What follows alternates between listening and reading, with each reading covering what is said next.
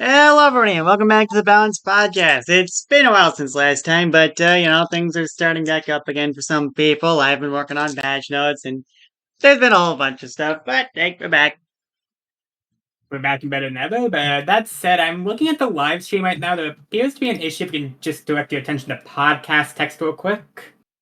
Hmm. Hold on, let me just show you what I'm seeing. If the image can load.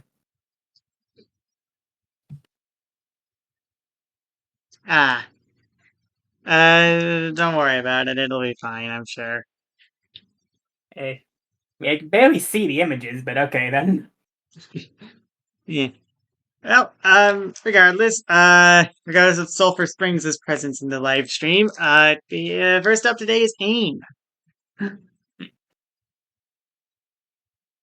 Finally, social media influences in the simulations.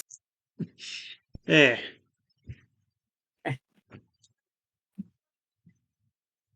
So yeah, first up we've got Magic Paper Origami, which deals 4 damage and inflicts Hive for 2 turns. Hive, for those of you who are unaware, is whenever you gain inflict a status, gain an exact copy of that status. Has implications, I'm sure. Yeah, more than anything, I'm concerned that this is the character that has it. Yeah. Next up, there's the Hand Spinner, which deals 1x for staling damage and places down a Hand Spinner, which is 1 HP, 0 power, 1 def summon. That gives AIM permanent exhilaration, which basically makes him immune to DOT statuses. PG should be familiar with this one. Yep. It's Wrecking Ball's pride and joy, after all. Well, when he still had it. Oh wait, he's got acceleration. Yeah, I don't think. Yeah, he's had it. I don't think he's had it for a while now. Okay, I was in my comment. Yeah. Anyways, Webcam Vanity, 6 HP shield plus 1 power for 2 turns. Simple enough. Yeah. And then Internet Overdose. Transforms AIM into K-Angel. Which K-Angel has permanent data rot, which is removed when switching back to AIM. Now, this is naturally pretty good, but or pretty bad, but the K-Angel's moves make up for this. First up, we have Angel Repentance, which does 2x5 staling piercing damage. Not sure how much that would cost. Oh, it'll be 8 FP, but still. I'd imagine, well, 8 or 9. I'm leaning towards 9 on that, but point is, 2x5 staling piercing gets good. Yeah. And then we got the blue light special from Kama. Follow the blue light.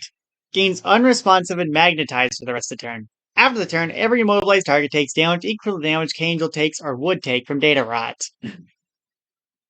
Funny if you can build it up. Oh, that's Does unresponsive remove the data rot tick? Yeah, since data rot can... I think it would remove the data rot tick because of how unresponsive works, but yeah, data rot can potentially be doing 8 damage a turn, so this can be a very funny, a very funny counter if you're willing to hold on to it for a bit. Granted, you get to be on the pavement, but I mean, you can do something with it. Oh. I feel like your mic wasn't working because we haven't been able to hear it until like just now. I've been hearing everyone fine. Okay. Well, we can hear you now, so it's all good then. Anyways, Kawaii Pentagram. K-Angel puts a pentagram on the ground underneath it. Pentagrams take 2 hits before they're removed. At the start of a turn, every pentagram grants +1 charge to K-Angel. If you're switched back to AIM, it heals 1 FP instead. Once K-Angel gets to 5 pentagrams at once, she gains critical until a pentagram is removed. They no longer grant her charge when she has all 5. Alright, so take a good 5 turns to build all of these. Realistically, you probably don't get the critical. Get the fact that you have to be spending 5 turns under data rot rules to get there. Yeah. I'm not even sure if, like... You see, here's the thing. I don't even know if the critical is, like, worth it on K-Angel, because, like, K-Angel's big thing is a big old 2x5 staling piercing. Staling and staling piercing by extension really benefits from charge. I feel like getting the +4 charge every turn would be better. You know, now that you mention it, that is kind of funny. Yeah, I feel like 4 pentagrams is better than 5, actually. I can't believe it. We're at a point where critical's deemed worse than something. Yeah. It could happen. Anyways, also if you switch back to aim while you have 5 pentagrams up, aim gets unstoppable, presumably until at least 1 pentagram is destroyed. So that's something. Yeah. And stream shutdown switches you back to aim and resets data Ross damage, which, yep. Someone is pinging me.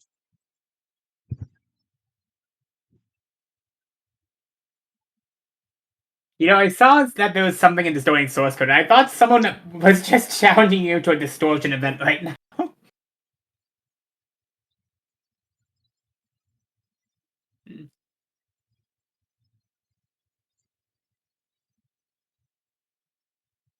So while OK is handling that, what do we think about stream shutdown?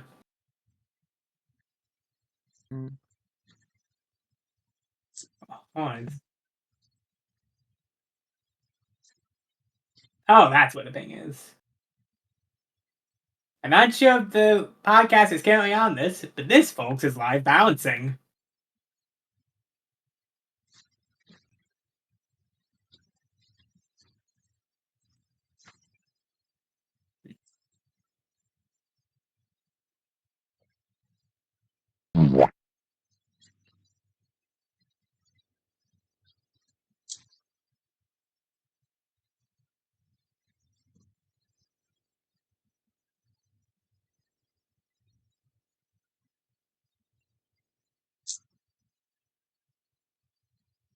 Hold on. How's your day, Junko? It's been going fine. I was just working on CEO Classic a bit. I am nearly finished with that. I got left is the final challenge and then the finale vote. Let's see. Billy. Megastim. Okay, we didn't really see what Megastim was like before. Is the can I look at the version history or something? It's like there's got to be something I can do. Yeah, and I can't see the version. Okay, Oh, well, okay, it's so a character. Prince of Booty Neo was the first character who ever submitted to the simulations, but Yeah. it seemed weird.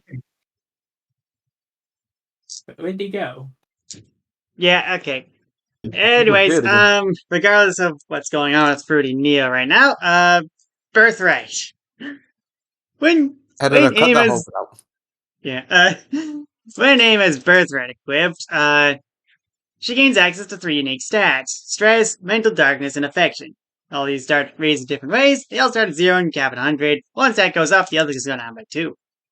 The meter is completely halted when she is K-Angel. Stress is raised by +5 every time she hits or takes damage, and when stress is raised, she can panic and reckless. Stress hits 100, she gets an incurable deep cut, inflicts an incurable deep cut on a target for 10 turns, and both other stats go to 0 and can't be raised. Mental Darkness is raised by +5 every time she hits someone or hurts them for status damage. Mental Darkness is her highest stat. She gains Blackout and Silken. When it's 100, she gains +2 Omni and Insane permanently. And lastly, Affection is raised by +5. She doesn't get hit or doesn't hurt the opponent. When Affection is her highest stat, gain Boost and Tormented. When Affection hits 100, Jane gains Obsessed and Delirious. Also, while you have Birthright, Data Rod now scales like Deep Cut and Toxic instead of Data Rod, so it scales much slower. I do think 2 of these are much more likely to trigger than the others.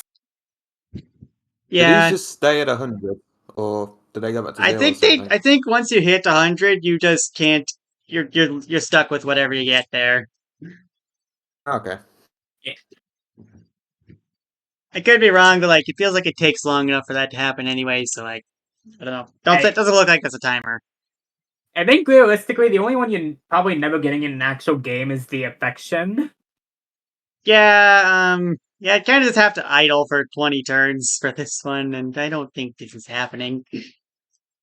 Seems easy enough. I think the other ones are just better anyway, with Omni 2. Anyways, Switch Cookies. Aim opens a bag of cookies. What could possibly go wrong? Aim restores 2 HP and 2 FP, but all of her status are moved to the one directly above them on the status sheet. Ah, the spin-up tonic. Oh, fun. Item bit shift. Yep. Item shift, let's go! Final smash. Rainbow Light spilled from aim is digital space of the simulations pack. Right next to her is K-Angel. It's K-Angel who activates this final smash tree as if it's the inverse. K-Angel is spawned as a summon by all classifications. Aim and K-Angel can no longer use their special form. K-Angel spawns right next to Aim and below her in turn order. K-Angel has all of Aim's stats and badges, maxed out stats as if the fight had just started. Aim and K-Angel now act independently of one another. Aim has her birthright completely max out one of the 3 stats of your choice. Both of Aim and K-Angel have to be KO'd for them to be out of the fight. This final smash can only be used once, and if done with FS meter, the spawned one only has half the max HP and max FP. Although that does technically mean you can keep spawning them in. That's sad. Yeah. Well, with FS meter, it'd be like... FS meter doesn't charge while the final smash is active, which would include when K-Angel is there. So, no. Yeah. Regardless, though, what do we think about Aim? Okay, let me have the floor for a moment. This is very hard to rank. Because while some stuff is okay, there's just other things that are randomly really good, like the Eden's Blessing and Omni Up 2. And I feel like she has a lot of freedom what she could realistically pull. She doesn't even need to use specials, just go Omni Up 2, get Tri Attack or something. She can go full support with Eden's Blessing. She can go statuses. You can do pretty much whatever she wants. You know, it's funny you bring up the birthright, because I'm pretty sure that's the only part of this kit that's never been used yet. It can be. And I feel it's going to be pretty damn good. I think the problem with the Mental Darkness one is that you really have... You can do this. It is definitely a valid strategy. But the problem is you do have to, like... It takes a while to hit the 100 with this, I think. Unless... I think you don't get it with K-Angel either, so you can't use K-Angel's scaling damage to like bring this up, you know? I guess there is the rapid attack and turbo attack now, which you could do, but they're not still. Hold on. I was considering the hand spinner. Hypothetically, could you use double time to activate it again and get the +5 again? I guess the status damage maybe does. It's with a status damage. It doesn't specify exactly. You got a 3, gain 15, double time, you gain it again. You need to input lead attack for that though, since the birthright gets paused while you have K-Angel out. I'll ask Ruby. Yeah, they don't actually have anything that can interact with the status damage thing. Actually, do they? I mean, they technically have the data option. For what it's worth, though, I have seen this character in action before. The hand spinner definitely helps a lot with K-Angel's downside of data rot. Yeah, the hand spinner specifically stops that, and that kind of gives you a lot more turns, provided you can keep the hand spinner safe. The main strategy I've seen used is that the webcam can technically be put on anything, so you can totally put it on the fidget spinner if you wanted to. That is true. Which then makes it 7 HP by technicality. Oh well, 6 HP shield with 1 HP after that, so you technically would need 2 hits, but, you know. Yeah. I'm just gonna say A tier on this one because, like, I feel like there's just a lot of shenanigans you could pull between just the different stuff with K-Angel and also anything with the birthright, really. I've seen the character in action before. I was not going to argue for a lower tier. Yeah.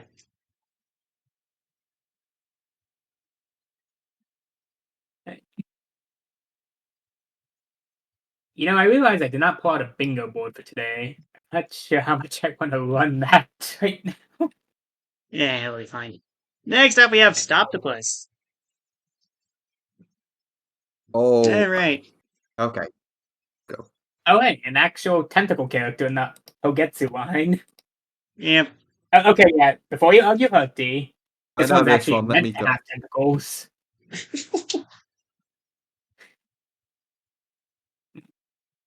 So, what is it we have in your walls? really reassuring when this is the first move. Yeah, it gives 2 turns of dodgy and double time, which yep, those are good statuses. I'm not entirely sure how Hey. Stoptopus uses double time, but I'm sure we'll get to that. Next up, we have Put on the Pressure, which is 7 damage, but gives you Taunt for 3 turns, which, I mean, that's not that much of a downside, really. I mean, 7 damage is 7 damage, and you could probably just do this forever if you really wanted to. It is technically a downside. Yeah. Yeah, well. Yeah. Tenta Slap deals 2 damage, 2 damage twice, and if you have double time, it also inflicts Waterlog for 1 turn on each target. I didn't know the simulation's walls were full of water. Next up, we have Multitask. Grants fast for 1 turn. You can also, if you have the double time, you can have, oh yeah, because of the fast plus funny double time interaction, which was not very well thought out on my end, but whatever. You can technically use the in your walls into multitask to move 3 times the following turn. It's worth mentioning that you technically need a status plus too to make this work, since I don't think double time lasts for the time it takes to do this combo. Right, since like double time and dodge, you would tick the turn you get it, yeah. Yeah. Still neat though. Time skip. In any case, time skip. Stoptopus forces a cooldown to be ready for 2 FP per turn of cooldown. This doesn't apply to Soulstones, as we have Dream for that, and Invincible Lock or Sunlock clauses cannot have their cooldown removed. I'm sure there's shenanigans to be had with this one. I mean, imagine this with like Kabita DX Tower. Just. Alright, boys, it's time to unleash the second ground zero! As someone who's used Octopus before, I think of. We're going back to BTD battles with this one, folks! Yeah. I got an answer from Ruby, and yes. Gotcha. I mean, AIM is already in A tier. I don't see that pushing her up to S just because there's a bunch of downsides and it takes a while to get there, but like, yeah, that's definitely an A tier then. Not to mention that I don't think they even have double time ways to use that without badges. Yeah. You can definitely set anything up with badges, really, but you know, regardless. Cuddle Buddy. I'm just saying, Heals if we're bored from being S tier because of badges, mobilizes an ally, but heals them for 4 HP and grants them each other's positive statuses. For the turn, anyways. I'm not sure if it's worth it. You know, if it's just for the turn, yeah, I don't think that's that great. Maybe, I think. I mean, the best use would be like, you know, just have dodgy from in your walls, but yeah. I think the technical best case is Elmator's here, but at the same time, if you need to equip a badge on another character just to get this done. Yep. And now you're gonna see why Stoptopus is so good. Perfect. Right. So, in your walls allows anarchy also grants anarchy for the same amount of turn. You know, it's only not just frantic anarchy and fast on someone else can be nice. Because if multi-task happens onto someone else, fast will apply for next turn. What? So, yeah, anarchy is a funny status sometimes. Yeah. I suppose it's mainly worth mentioning that I think they only really have 1 use for anarchy in this instance. Well, 2 by technicality. Either applying anarchy to something else, or just giving something fast. Yeah, I mean, using in your walls on someone else with the birthright would basically give them anarchy, dodgy, and double time for 5 FP, which isn't a bad deal, especially if you have status plus. Yeah. When I use anarchy to get someone in danger, What'd you say? It's not really a character that uses anarchy. No, not you. TG. Say anarchy alone just boosts them. Like it does have. Yeah, I mean, it's basically the reason why Axanon is an A tier. The implications are too strong. Attack your allies, get them in danger or something.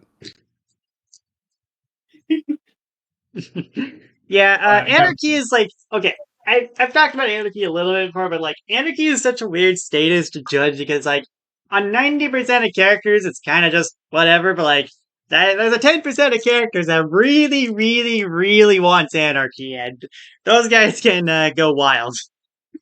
Yeah. And like JJ mentioned, Dangerous Strats can also be funny sometimes.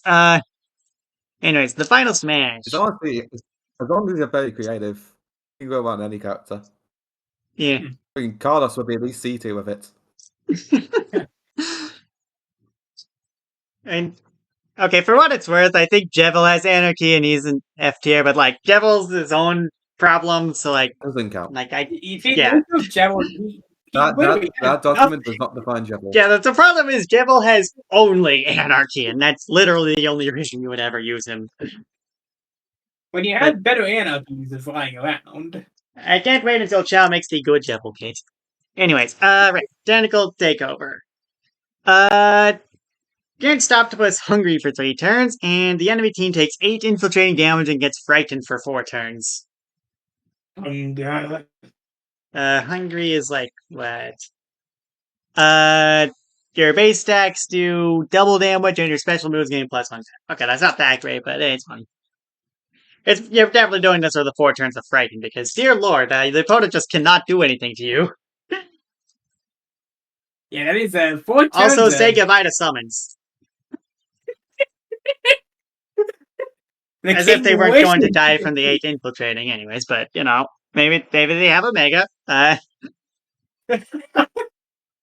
The badge that specifically counts as the Mega.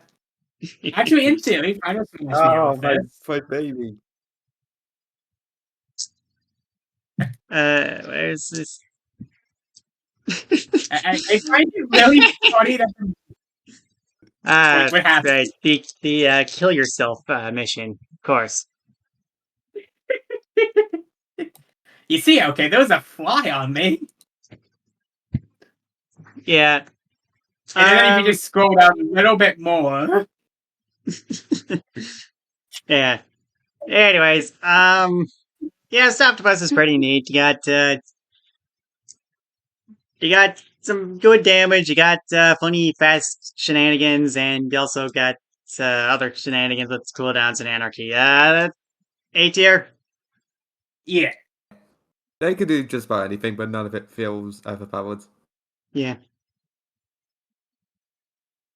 Alright, next up we have Story of Undertale Frisk. Was it worth it, You're Chow? leaving.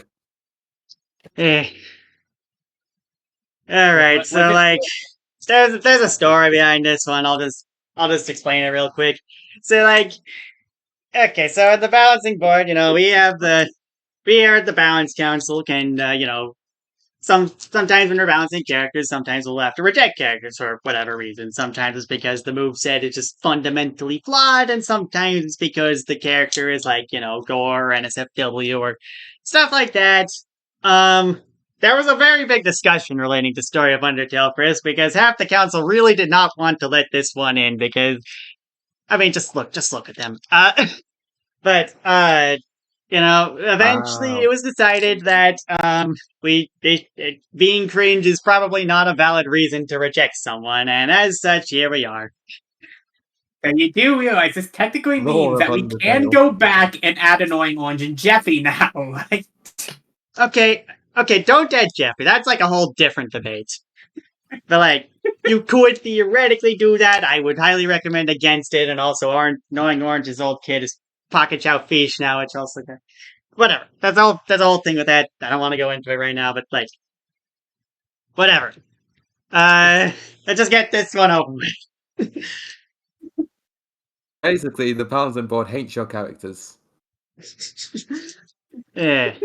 Anyways, okay, right. So first up we have front page news, which gives you a weapon of choice, which breaks after 3 attacks, and you can only but it affects all of your attack. But basically, just gives one of these properties to all your attacks. Burnt Man makes your attacks to heal you by 1 HP and 1 FP. Toy Knife makes your attack inflict 1 turn of bleed. The Stick to take someone's life gives accurate. The Tough Glove inflicts -1 off guard on foes, and the Ballet Shoes give you 1 turn of dodgy after attacking. I'm maybe just questioning the burnt pan here for a second. Huh? Like, how does the burnt pan really work here? I mean, I'm guessing it's supposed to be like the Torn Apron and Undertale, where you just kind of heal automatically, but this one is after attacking because genocide, I guess. Fair.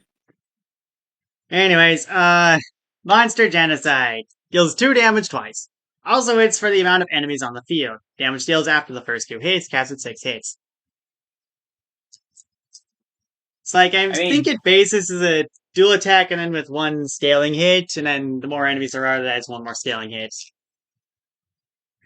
So like, if there's 3 enemies, when does this become on cost? Because like, 2x4 scaling is 4 FP, 2x5 scaling is 6 FP, so like, but then this also does the thing, so okay, I think this becomes on cost at 2 enemies on the field.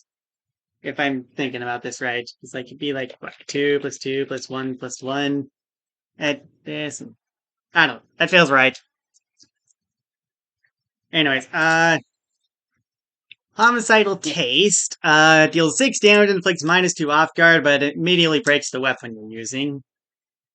Does this actually require you to use a weapon? Because I'm not entirely sure it does. And if it doesn't, this is kind of dumb, actually. I think they do. I would assume you do, but it doesn't say that, and I'm worried. Fun. Anyways, lastly, Story of Undertale. Summons all the enemies. Story of Undertale. Frisk's team is defeated. The FP cost increases by 2 per enemy summoned. The same enemy cannot be summoned more than once. All of them join Frisk's side with 1 HP, 2 POW, and 0 depth with no special abilities. You know, I want to actually know the lore here. Why is everybody joining his side? I don't know. I'm not watching the animation to find out. What was the question? Why is everyone joining Frisk's side here? Oh, anyway. Maybe fear? I don't know. Regardless, Birthright. Whenever your weapon breaks, gain +2 charge. I can see the synergy here. And Eden's Blessing gives 2 turns of scatter. How did they get away with this out of Eden's Blessing? What? You can get like 1 turn of scatter normally. Okay, anyways, the final smash kills I think it's just Royal Command, but for everyone on for all of the enemies, and also gives you 3 if you've already defeated if there aren't any at the moment. Weren't you originally supposed to sing the entire story of Undertale if this got used? I think that's cruel and unusual punishment. This character is cruel and unusual punishment. True. Right, so, where do I want to rank this character? B, maybe A? B was my initial reaction to this, so that feels about right.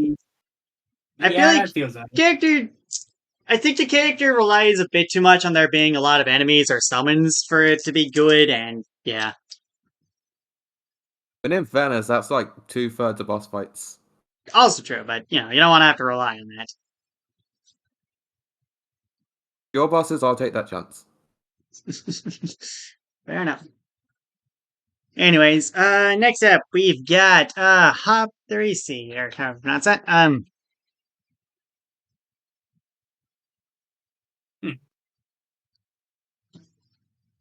Who is this guy? Apparently a character in 31st Split, a Discord show a friend of Spooky's makes. He's a very chilled out individual with bubble powers, and yeah. First we got Bubble Barrier, which is a 5 HP shield that grants you calm for as long as the barrier stays up. That's calm! My least favorite status in the simulations! Wait, what the hell happened to our soundboard? Pencil, maybe? I don't know. I don't use the sound for that much. And so, Anyways, how are we gonna live without the foghorn anymore? How are we gonna live without Moscow anymore? Oh wait, there it is. Where did it go? Where was it gone for a second? yeah, the foghorn is definitely still there. Anyways, right. So, Sunshot deals 3 damage and inflicts blind for 1 turn. If blinders are inflicted last time this move was used, this instead deals 7 damage without inflicting blind. It's neat. Wub Trap. Inflicts blown away for 3 turns. Yeah, that's okay, blown away is one that annoys me because okay, so this was its status in the Bullet Bro EX fight where you just get removed from the field and you have to get someone to switch in and stuff. But then after that fight, okay, because I can't be too mad about it because Supernova wasn't in the Bullet Bro EX fight, but he put this status, that the same name, on Weakened Wizard Lord, one of their last characters. And this is definitely not the one that Bullet Bro EX uses. So it's a bit hard to do anything about that now. And I'm actually going for you on the sheet. regardless, next up is Overflow, which deals 3 damage to 3 different foes. I didn't think. Is that the 12 episode? How does the Evo episode keep happening while we're recording this? Dear Lord, I feel like this keeps happening. It's time to watch EWOW. It's time to see how we all did. Are either of you even in EWOW? No. I'm eliminated. Wait, okay. How did you do? I didn't even realize you were in it. Regardless, Pleasant Float. Grants floaty to a target for 3 turns. It's fine. Birthright. Those on the effects of Pleasant Float and Bubble Berry heal 2 HP for each turn action. If both effects are active, the owner of each effects will continue to heal 2 HP until both effects wear off. And that's kind of good. Yeah. Eden's Blessing. If this is used on the same turn, Hop is hit with a projectile attack. This copies its effects and may be used again on the opponent. Neat. And then Final Smash. Gain permanent echo and inflict blown away on all opponents for 3 turns. Okay, can we look at the permanent echo for a second? Yeah, how? I mean, I guess you just get echo on all of your attacks, but this echo is a charge-based status, what? I think it's worth mentioning that I think this means that you can effectively just spam Sunshot until the opponent dies at that point. I mean, yeah, kind of. Okay, I don't... Alright, weirdness with the Final Smash aside, what do we think of this character? I'm not sure on this one. Let me double check everything. I don't know. A lot of this stuff seems weaker than what you'd normally want in a character. Not to mention that their shield option gives Calm, which is kind of an issue when you kind of need to do damage. Yeah. Because mind you, that's permanent until someone pops that. Yeah. I mean, it really depends on who gets Calm. I feel like this character probably wouldn't necessarily want to have Calm too much, because, he's got attacking moves and whatnot. He does kind of want to be doing damage to some degree. I still stand by that Calm can work on the character that isn't going to attack as much, I don't know. Calm is just better efficiency up on someone like Hecton, for example. But it really depends a lot on the character.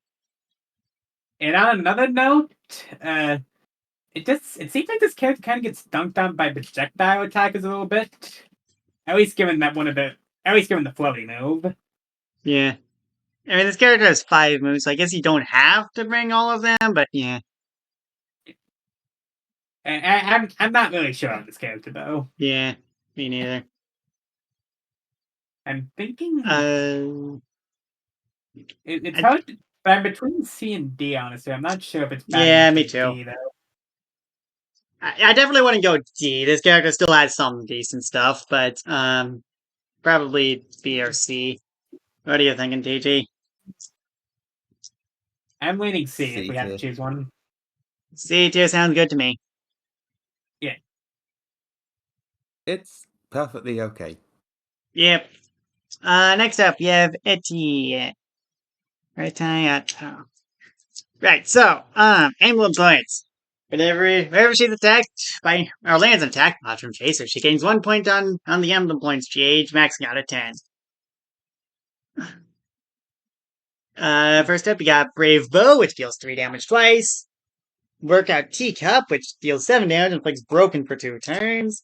Energizing Meal, which restores 5 HP and grants +1 POW on her ally for 3 turns. And then you got Emblem Engage, which gives you one of 3 effects alongside a new special move. But the meter is full. It's time to troll.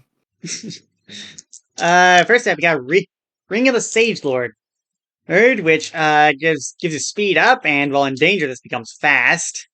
Quadruple it, which deals 3x4 scaling damage for 4 speed. What the hell? How did you get away with that? Where are you at the dock right now? Oh, it's the first one. Yeah. God. Ring of the Young Lion, Roy. When not in danger, you have Sturdy. Removed if you start a turn in danger or peril, and reapplied if you start a turn outside of danger. So basically, it just can't be killed from outside of danger. Yeah. It's really funny comparing this to the top one and the bottom. This next one's passive is actually kind of reasonable. Blazing Lion deals 4 piercing fire damage to 3 targets and burns them for 2 turns. And then Ring of the Brash General. Gain +1 power but negative priority. Adaptability converts all power-ups into def-ups and vice versa, and as well as resetting the durations. I feel like there's one that's just blatantly the best here.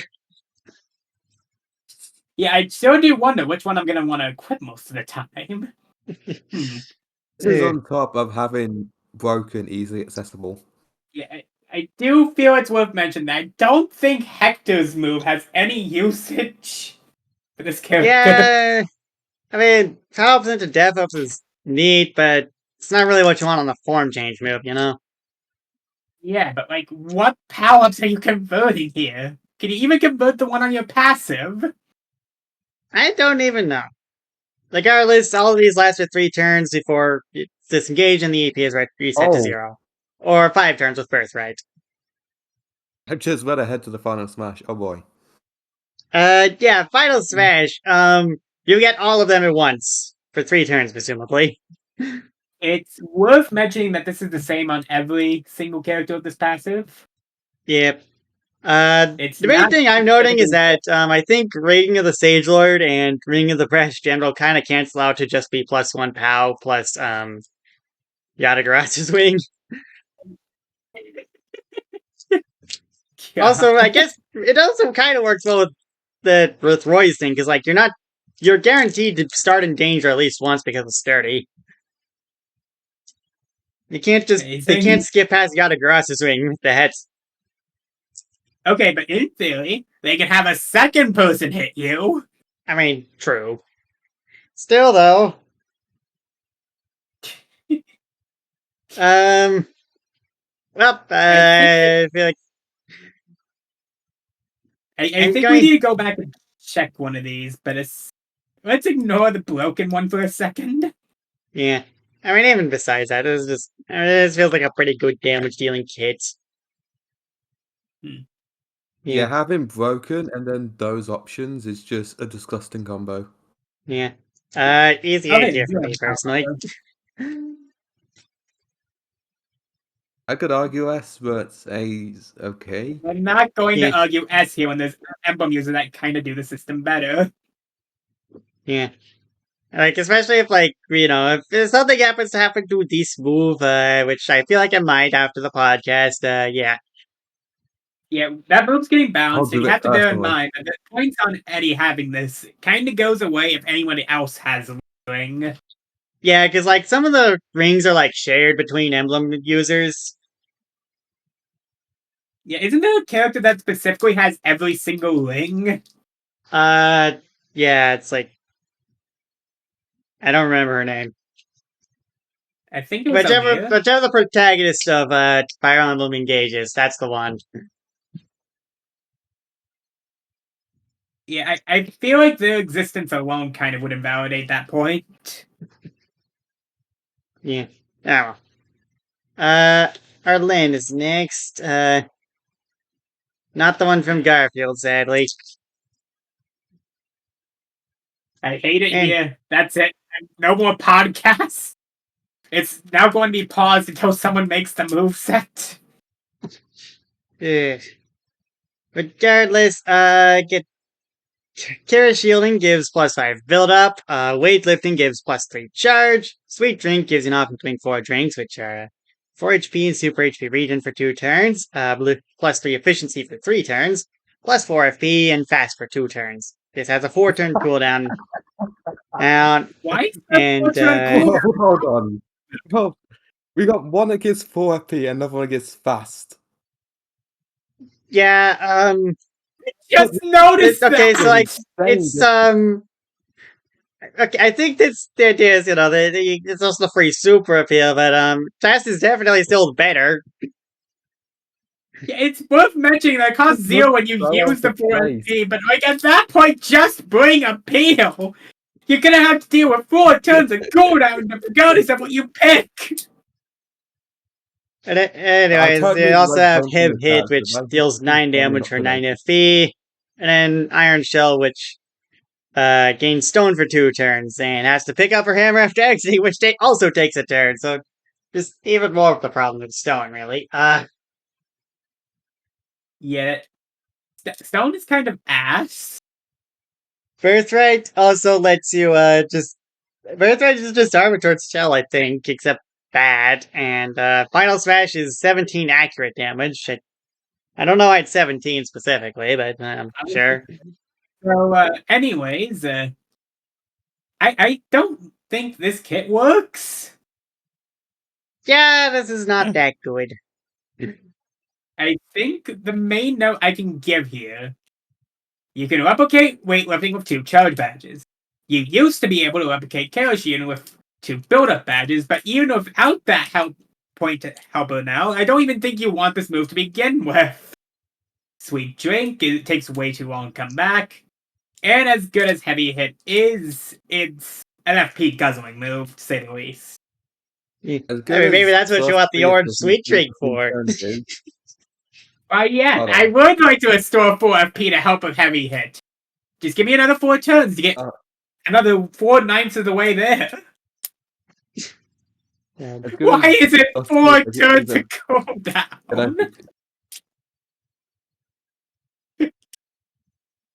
Anyway, as good as +3 efficiency is, at the end of the day, you're using 6 FP, so you only really gain 1 turn net out of it. Unless you also have extra turns, yeah, but oh hey, look, that's a 4-turn cooldown before you can get fast on this. I feel like a lot of this character's problems would have been solved if this was just an options move. Yeah, something. Regardless, what tier should we put this one in? Honestly, part of me wants to say D tier on this. Yeah, I think D tier. Look at the first 3 moves. Yeah. I feel like this is probably going to be one of the better ones in D tier, just by merit of having an invincibility move, period, but yeah. Remember that Stone has the funny property of giving the opponent 3 turns to set up on you. I mean, true, but what's the people in D tier going to do with that? Anyways, Ilona is up next, another Darkly character. Another Darkly character without an image. We'll be honest when I say, I thought you said Garfield for a moment. You're delusional. I know. You've been Crusade build. Anyways, hacking. Blocks a move from your opponent for 4 turns, which can no longer be used, but has a 6-turn cooldown. I'm assuming that still takes down while the move blocking is there, but also, dear lord, it's not that strong. Just basically you can't block a move on someone who already has a block move, but like, what? Wait, okay. This does technically mean these are the ultimate counter to the BTDX towers. Because what the hell are they gonna do to you while you're hacking them? I don't know, just farm. Anyways, biochemical supplement. Heals 3 HP for everyone, including yourself, and also restores 2 FP to all of your teammates. That? Hold on. Not too bad. How is it? Because like that is a decent buff. Well, decent heal. Yeah.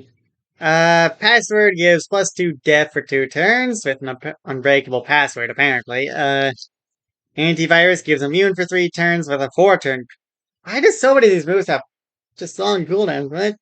Anyways, Data Flow deals 5 damage. Smoke Screen inflicts blind for 2 turns. Loading Boost gives +1, +2, or +3 efficiency for 2 turns. And Sulfuric Acid gives Toxic for 3 turns, and Dangerous Mixture deals 10 damage after 1 turn of charge.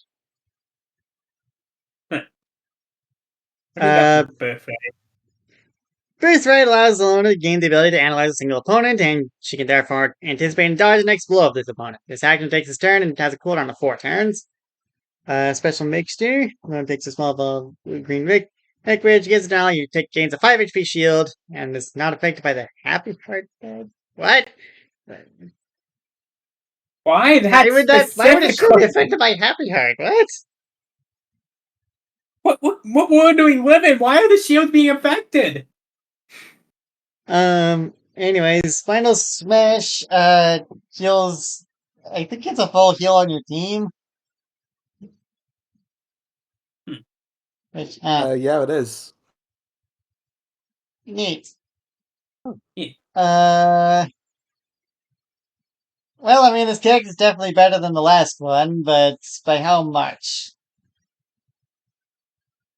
Well, I mean, they actually have a moveset I can use. Yeah. I I think it's worth mentioning for that Final Smash can make you use them anywhere. Meter makes it restore 75% to all allies, and that is still really good, to the point where I think you can outpace most opponents if you bring the meter with you. Yeah, that one would probably... Yeah, they only don't have, full heal to all allies. I wonder how this one got through, because I don't recall... Give me a minute here.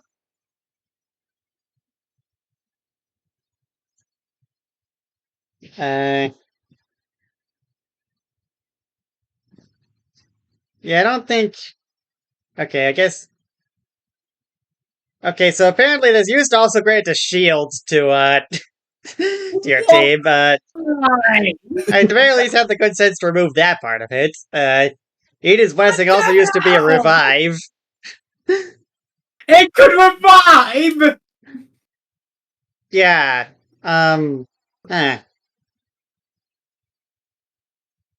Also, biochemical support used to be 6 HP and 4 FP to all allies, mind you. Alright, that's it. You're going into Silver Springs. Yeah, no, they had to nerf this kid a lot. I'm guessing that's probably how it got through. Like, we nerfed so much already, we just didn't even think about the Final Smash so much.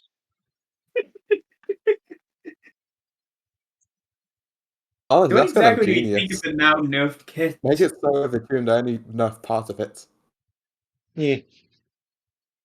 Well, right, so, I don't know. What did we say on this? Like, what? B tier?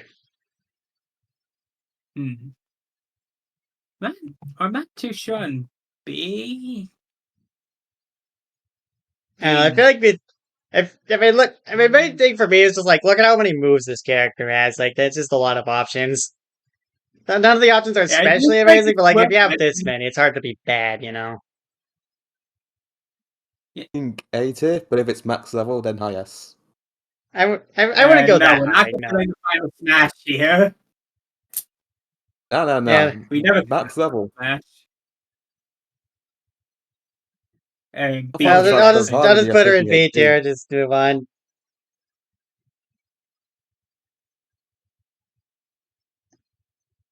Anyways, next up we got one of mine, the good old Stick World Squad. These guys do a lot of obstacle courses and stuff, which, yeah.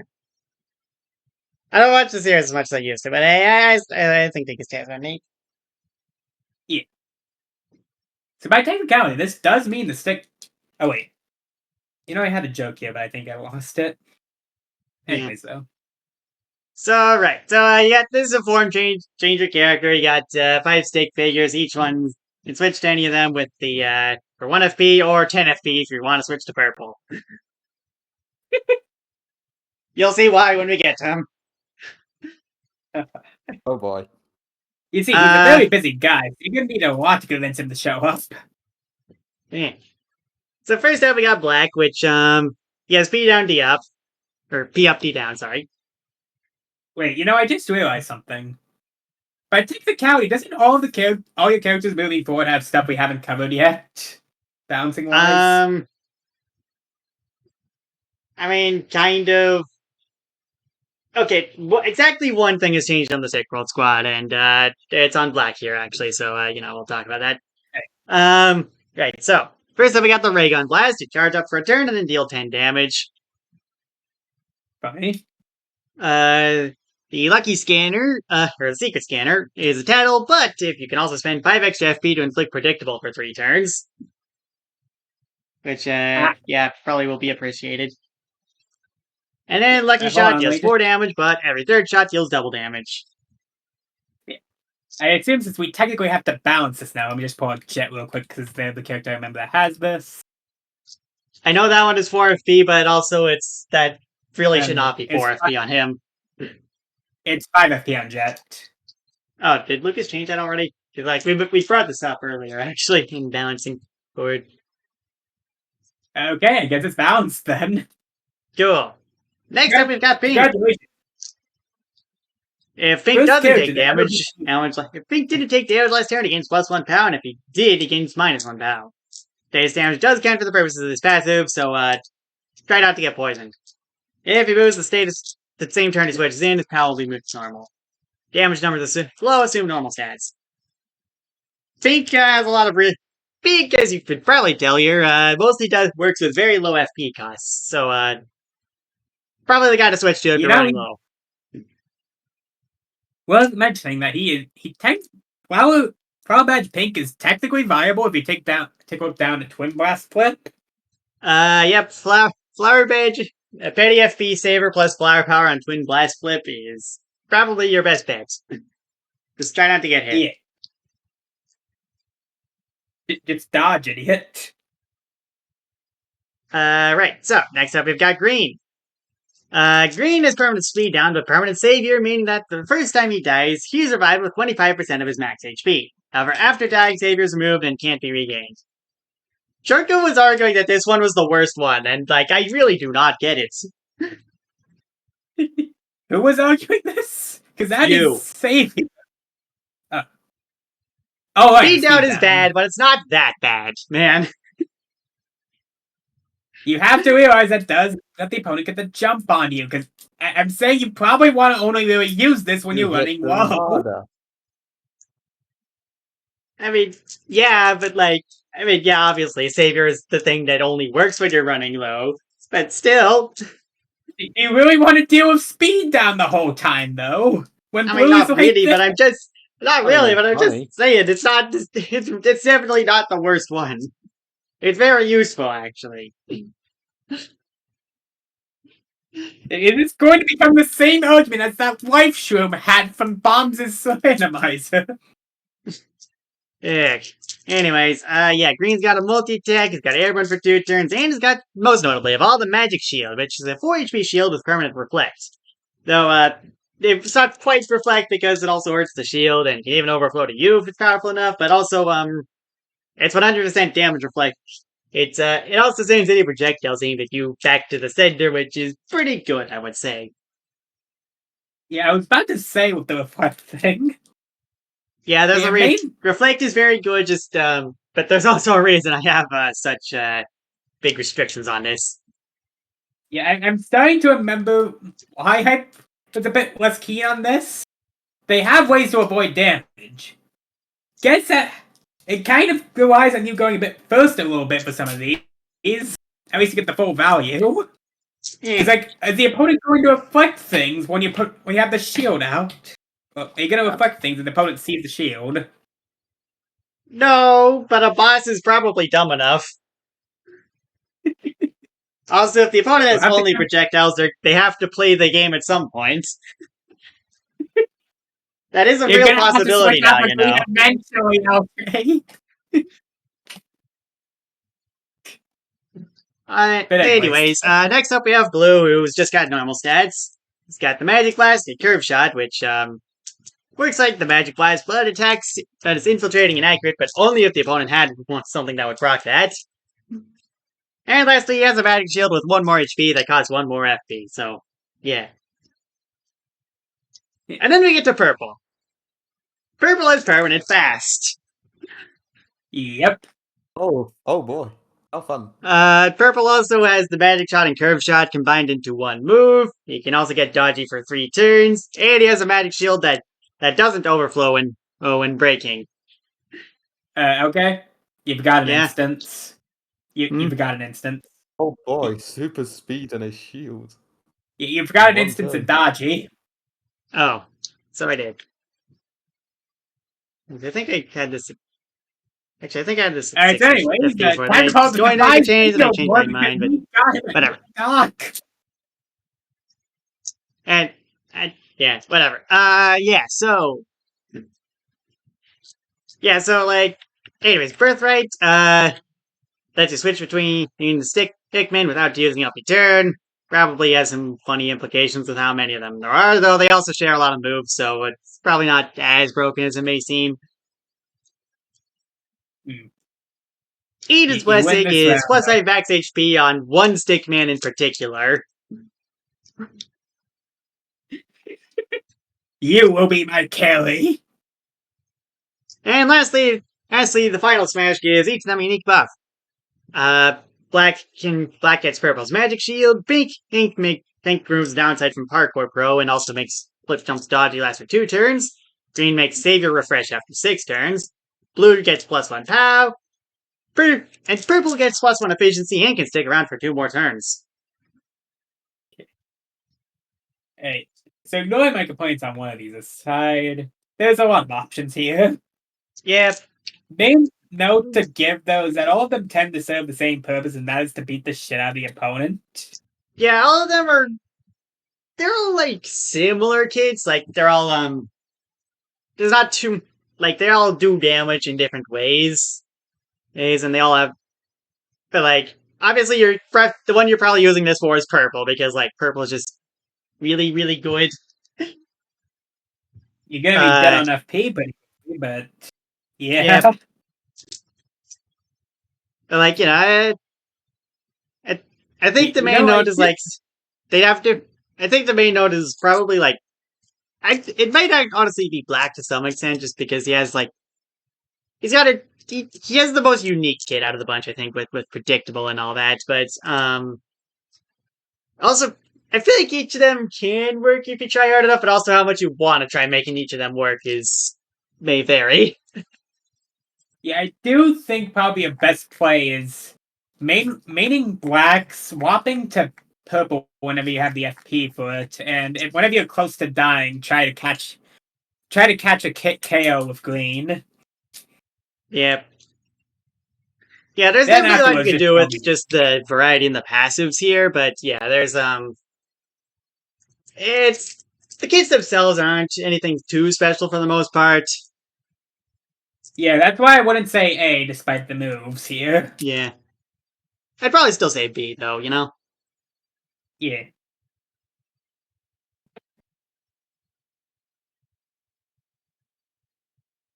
Let's see. Next up, we have V from the Devil May Cry series. No Dante, unfortunately.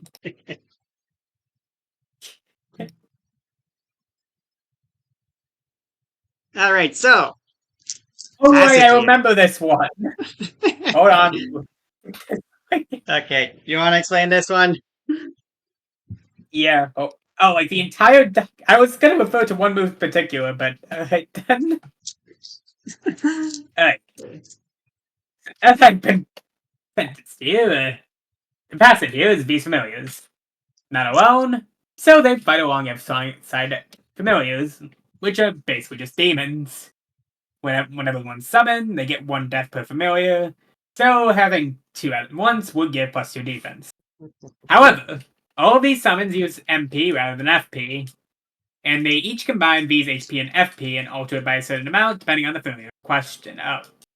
Oh god, why did I speak up here? Yeah, this is a very interesting passive, to say the least. They cannot actually defeat any enemies on their own. They have to use Kain or Checkmate to finish things off.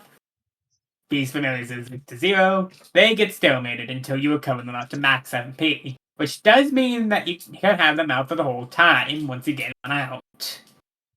Bear in mind, though, that costs an arm in order to do so. Yep.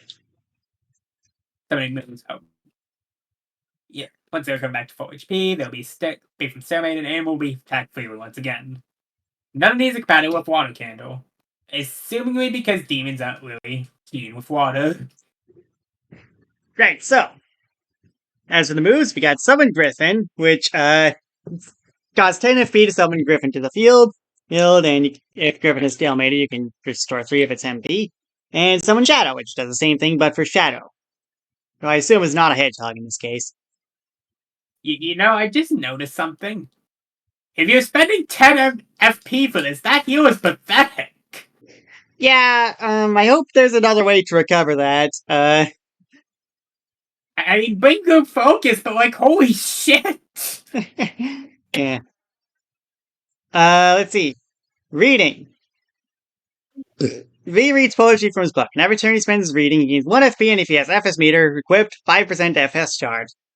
His familiars continue acting independently of him when he does this, but otherwise he's completely vulnerable, as he will be inflicted with -1 death when doing this. Reading after the first turn of reading will not spend FP, but if he takes more than 8 damage total, you'll knock him out of his concentration, forcing him to spend 2 FP to start reading again.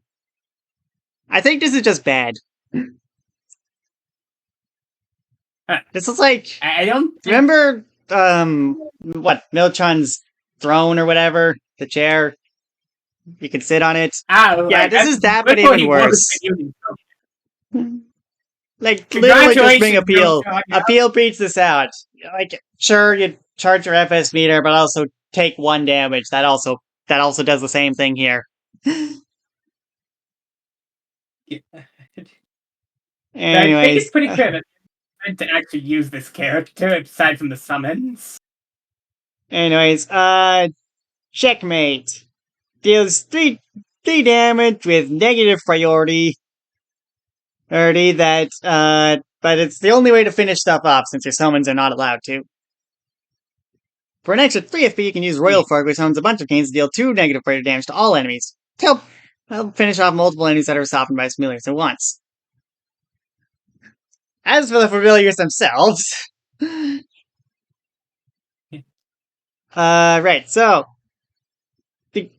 I believe they get MP equal to half of these HP and FP combined, which, at base will be 15. So, that's a fair bit to work with, and it'll probably be more than that.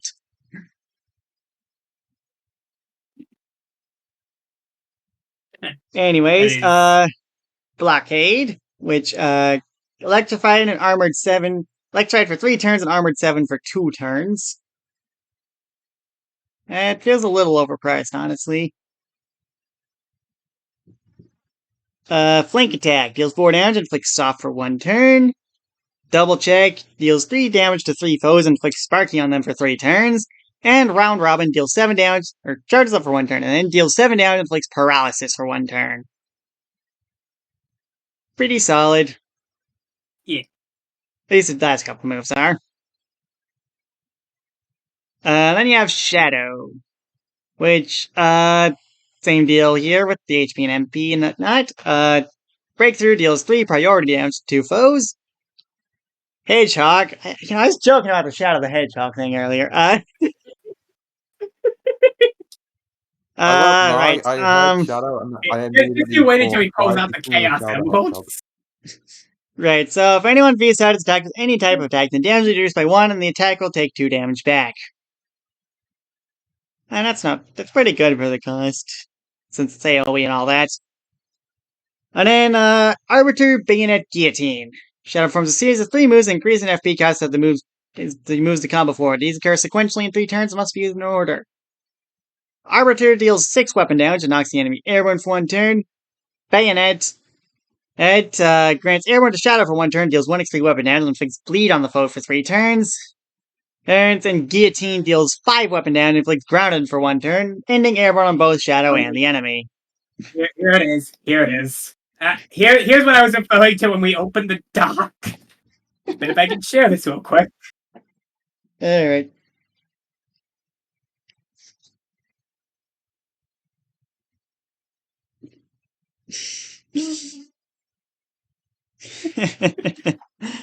I think a probably more fitting outcome would be like, I don't know, Florida or something, but this is funny. If you scroll down a little bit. Yeah, no, I do see that part.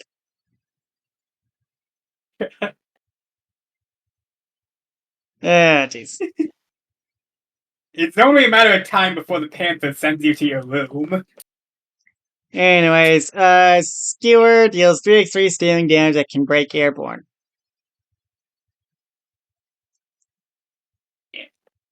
Wait Birthright. This is cheaper. These summons deals 1.5x much when stalemated, and this grants efficiency up 1 to V's familiars when V is reading. I mean, at least it gives some reason to actually bother reading. Who needs reading anyways? We have technology. Eden's Blessing inflicts life leech on a foe for 1 turn. And then Vital Smash. Devil Trigger Nightmare Summoning. Deactivates a low but latent demonic power, completely recovering summons to full even if they are stalemated, and summoning Nightmare to the field. Well, from here, reading will now extend the amount of time Nightmare reads on the field, as initially only lasts for 3 turns, while reading this can be extended up to 10 turns. Right, so. It has permanent magnetized, and also has MP equal to V's HP and FP. Which what? A legal move domination deals 5 accurate projectile damage. Strong Point deals 4 damage to all foes and inflicts Nightmare for 1 turn, though it takes 1 turn of charge. Critical Position deals 5 piercing projectile damage that ends the effects of Airborne, and if Airborne ends from this, then the attack deals 2 extra damage. And lastly, Desperado deals 5 damage and inflicts Floored for 2 turns, and after usage it can't be used again until 1 turn passes after Floored ends. So, equivalent to 3 turns, basically. It's a very powerful summon, but you only get it for so long. Yeah, I feel like I don't think Nightmare itself has a way to use Floored, because if I remember correct, that's like Blackout, but only for contact attacks, and none of this things are contact except for its base attack. Same thing applies to You go back the up entire to the top of the document to one of the moves. Hmm? You go back up to the top of the documents. Yeah. I've been thinking about something. The 4th move. Yeah, checkmate. Yeah. Yeah. I guess, is this a... That's a weapon move, I think. If it's a weapon attack, then that... I'm not sure. I actually don't know if weapon affects Floored or not. I guess I can just check, actually. Oh, okay. Is Floored even on here? I heard it. Okay. Okay, so I thought that said they had to use that move to beat the opponents. I don't know why. I think that is how checkmate works, yeah. Do they have to use checkmate to win? As far as I can tell, yes. Okay, so These familiars cannot defeat enemies on their own, forcing V himself to either use his cane or use checkmate to finish enemies off weakened by his familiars first. So Which that might also apply to Nightmare, and if that is the case, it's not okay. It's not that big of a problem, but like it is a weird thing that it goes on with V, and that is a bit it is a bit annoying. I'll say that much. I'm assuming it's like a game accuracy thing, like I imagine that's not the thing that Big Scar just threw in there for the fun of it, but Oh, I thought that meant that V themselves going to finish them off. I didn't realize the summons weren't able to. Yeah, no. Robotnik has 100 batch against this guy. Yeah, right, so this is a very unique character. For the record, despite I have a beginning part sound, I do actually like the concept here. Just got a little bit confused is all. Yeah. It happens. Regardless, though, I think... Okay, so V's a weird character, because, his summons are basically just two full characters in their own right, just with half the health and heart and soul. But, they also get down for a pretty long time, and I don't think V has a great way to get them back up. And it's also pretty expensive to get them out on the field, 10 FP each. Granted, once you do summon them, you don't really need to use those moves again, so, But, I think the biggest point against V, though, his main damage sources are the summons. Guess what can't kill the opponent? Yeah, no, you have to use checkmates, and, I don't think that's necessarily that big of a problem, because, okay, so here's the thing, if the opponents the summons hit the opponent, they get down to 1 HP, V can use checkmate the following turn, boom, they're done. That can sometimes matter, Wrecking Ball proves that, but, it's not the end of the world, and, if you're in a team fight, someone else can finish them off. But, it is still a notable thing. And, I think the big problem is just that when these guys go down, it takes forever to bring them back. And V is kind of just defenseless like that. Mine's just going back to, if they're in a 1v1, they can probably lose because of how checkmate works.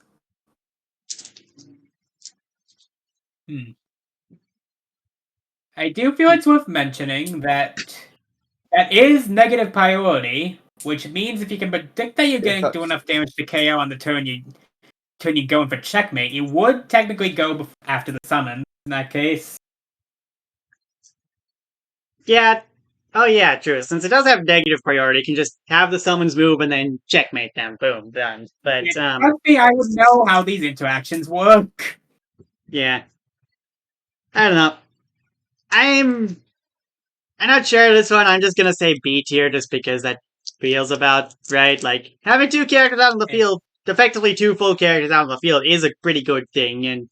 But at the same time, there's some definite downsides to this character as well. Yeah. I feel like if the summons were able to actually kill the opponent, this would be an easy A tier, probably higher. I disagree with that. I still don't think. I think the big problem is how long it takes to bring them back. I don't think the fact that you need to use checkmate is that big of a deal. Again, and you probably have allies, and if you don't, using checkmate. Well, using checkmate, you can use checkmate once. V isn't doing anything else. I forgot how bad the healing moves were, but I know Pixelpo's probably going to patch this out the moment he sees this podcast. Yeah. I'm sure this will be fixed eventually. Yeah. I mean, I feel like some of that's just canon compliance stuff, but yeah. Regardless. Next up we have Maldrop, right? Nuki's Pie, who I'm pretty sure actually came back to the server at some point, but I don't think he's done too much. Regardless. Here's the problem. He's kind of gone forever right now. I know, that's what I'm commenting on. Is he actually back? Okay, I swear I saw he's back at some point, but...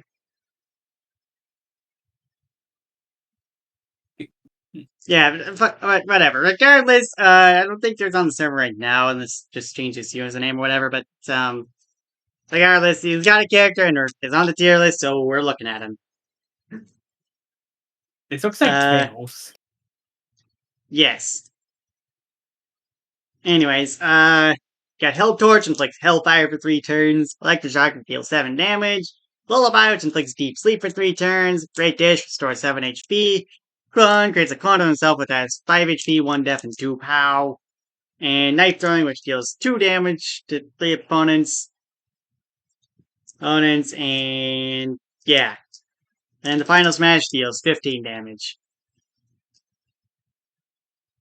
That was So, this is the kid of all time. Yeah, so it all depends on how much we value 7 damage and Hellfire for 3 turns being on the same kit. Yeah. Okay, I guess he has clones too. And multi-attack. Yeah, I mean, it's definitely the worst kit ever. Like, you know, it's pretty basic, but, like, it's fine. I don't know. We're spending more time deciding his length than we are actually looking at the moveset. I mean, I'm debating between B and C, really. I think lean B. more towards I think it's C strong because I'm enough, pretty even sure if you it have is these basic. tools available to you in B tier, and gives a lot more stuff to do. Honestly, Again, I feel like it's he's got seven enough damage, stuff to seven damage. at least hold He's his got own, to be Hellfire, at he's least got be a low healing. B tier, you know? He's got a summon, he's it got a can- heal, he's got Reverse enough, damage. I I don't can know do. what else you really want out of character, really. If that was the case, Nature Girl would be sitting in B tier right now. Yeah, we're sleeping on the fact he gets Hellfire. Just randomly. I mean, Just it is because so it's nice basic to doesn't mean it's bad, Trunko. Yeah, it has enough variety. It's not... Basic characters are great. Anyways, I wasn't sure if it had enough for the B tier. he's got, I mean, what, he's got like, what, 6 moves? I don't know, he's got enough. They have damage. They have consistent damage. They have healing. They have a summon. They have Hellfire. It's basic. It's still good. You can get a lot of mileage from it. Next up, we've got Terra from Final Fantasy VI. Let's see here, gotta pass it. Terra's Havoc's variety isn't just for use as magic, though. She can morph into her Esper form at any time during battle, whether it be at the beginning or the middle of it. For the duration of the transformation, it boosts her damage by 1.5x and grants her immunity to movement or dying in negative priorities changing phases. At the start of battle, it lasts for 1 turn, but every special move she uses raises the turn count by 1, trapping out at 8 turns of the effects. And now for something completely different. Right, so. Ultimate weapon, this deals 3 damage if you're above half HP and 1 damage if you're below. Weird, but okay. So what does it mean for like things like tri-attack and stuff? Because doesn't that normally pull from base attack property? I hope it doesn't. Wait, Firaga deals 6 fire damage or 3 damage to 3 enemies. Also, whoever balanced this one, really, I just gotta say with the ultimate weapon thing that whoever balanced on some of these Pixel Park characters really did not care about the whole custom base attack thing that we kind of don't like other characters doing a lot. There was bouncing. I mean, if you remember what happened with like Mega Man Star Force, like he also had something like this. I mean, it's not hurting anyone for it to be here. I mean, I know, but like, you really don't want to have this very weird base attacks. You know, the base attack is supposed to be like the thing that everyone has. It's just the normal thing, you know. Mm. And I don't understand why this one's weird. You know, like it doesn't really do anything except be weird for the sake of it. So, anyways, what do we think about the spell? Anyways, yeah, it removes all positive statuses if used on a foe and all negative statuses if used on an ally. Probably pretty good. Yeah. We got Teleporting Right Blade, which grants dodgy for 3 turns and accurate for 2 turns.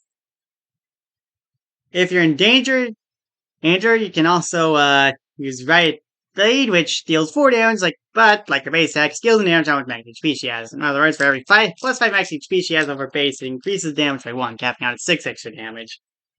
Okay, so for each HP level, yeah, if you're in danger, you can do a good chunk of damage with this. Yeah. I find it These, I funny guess- that the base attack is anti-danger, yet this is just danger synergy. Yeah. Anyways, Meltdown deals 4 fire damage to all units on the field, friend and foe alike, additionally inflicting those hit with Hellfire for 2 turns. That but This deals 10 damage to all your allies, what? Wait, it hurts the allies too! Yeah, That's so fucking friend cool. and foe alike. I feel like you might have missed that part when balancing this character. Ah, hell yeah. Yeah, Oh, that's Virtue good. has competition now. Let's go. Hold on, I got it. Where's Caleb's badge? Where's that badge he just made? Hell yeah. Let's see. There, it should be in here somewhere.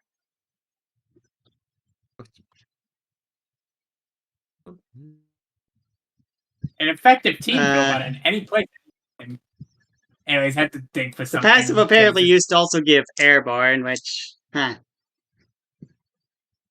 got That's- reminded of something. Somewhat underrated. Okay, so I think I want to I'm imagine- guessing that the base attack used to be something else that was even more funny and probably more similar to Riot Blade here, and that because it was changed to be what it is now. We changed I the like to base attack. imagine Terra uses the move, kills all their allies, and gets mad at the opponents for doing it. Just bring Warning Rage, SMH. Yeah, exactly. Exactly. Yeah. Just bring 3 badges. Have them all use their on death passive. Then just leave the opponent with more. Just, Okay, you so did like this. weirdness of the kit between Meltdown and Ultimate Weapon aside, I think the main thing with this kit is probably Trance, and that it basically gets you mini crits and armor torts for a little while. You see, my main question is if it takes up a move slot or not. Because it feels like it should. Yeah, it does. I mean, it does kind of just feel like a special move, huh? Yeah. We might But want like to come back to that. but like half the this does feel like you're gonna one you'd have to come back to. Wait, Yeah. hold on. If you use this with Meltdown, you can up the damage to your allies to 12. Yeah. I'm going to put this character. I kind of want to say A tier just for the passive alone, honestly. I feel like it probably would be adjusted, but yeah, I can. Yeah, Yeah, having mini crits on demand is pretty good. Yeah, we can come back to this whenever we do the next adjustment episode, if need be. Yeah. Whose character is that? This one, Big Scavar. You ping them and say Trent should be its own move for the slot. Yeah. Big Scavar, I think, watched the podcast, so, yeah. But yeah, probably should Big Scavar. definitely say something about that regardless. Anyways, next up Hi, is Big I'll Death say it Scavar. now, in case he forgets. Go for it. Thunder Sands. Whenever Electrified is ignored, Eve gains a Storm Charge. Eve has permanent Electrified. She also gets one every other hit she lands, and does not have a Storm Charge is used. So if Electrified is hit with a weapon or projectile each hit of a multi-hit is counted separately. So, yeah. So the gimmick of this kit is that you either interact with Electrified or you perish to Storm Charges, presumably. The Foghorn has a very deadly consequence attached to it. Lightning Ball deals 2 damage twice and inflicts Sparky for 3 turns. You can spend 5 Storm Charges hitting an additional time and inflict an additional Sparky turn. You can use up to 15 this way. So, yeah, Funny.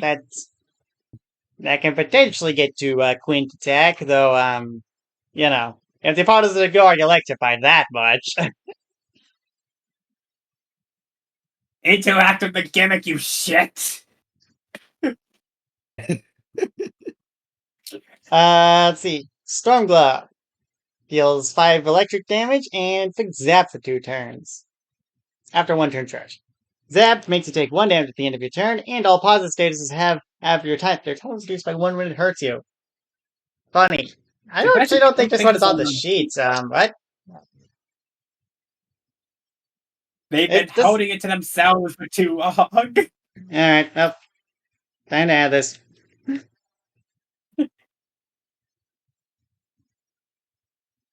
Alright.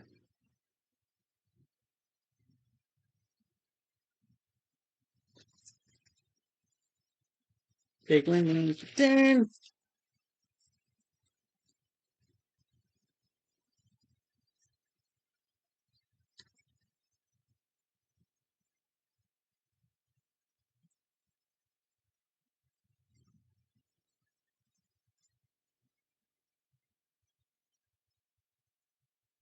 Alright. You can use 3 storm charges to inflict discharge or battered for 1 turn. She can use up to 9 this way. Discharge is like -1 power and all your attacks become electric, and battered, I believe, is, I think it makes all of your electric attacks have -1 power and negative priority. So, if you can get both at once, that's a pretty funny combo. Yeah. Effectively speaking, it's -2 power for 3 turns. Yeah. I will note it's or, so you need to, I believe you would need to inflict 6, you'd have 6 charges to inflict both of them, but yeah. Regardless, Red Eye Tornado. Hits target for 1x1 electric piercing scaling damage. You can spend storm charges hit an additional time with a cap of 10. So up to a 12 hit. Here's the kicker. Bear in mind that no, I 11 think hit, but yeah. Storm charges, but so yeah, 1x11 electric piercing scaling damage. It's not too shabby. Yeah. I feel like I would probably rather just use the lightning ball at that point, but you know, it's funny. Yeah. How dog you Quint attack? Yeah. Birthright. For every 10th hit that Eve lands, she upgrades to Mega Electrified for 3 turns. Eden's Blessing gives her 5 storm charges. And the final smash hits his opponent for 1x10 fixed damage and gives them a black charge. Or black charge E, sorry. Which is a blackout charge that's only affected by electric moves. So, why isn't it space? Why isn't it space? I'm not adding that one to the sheet.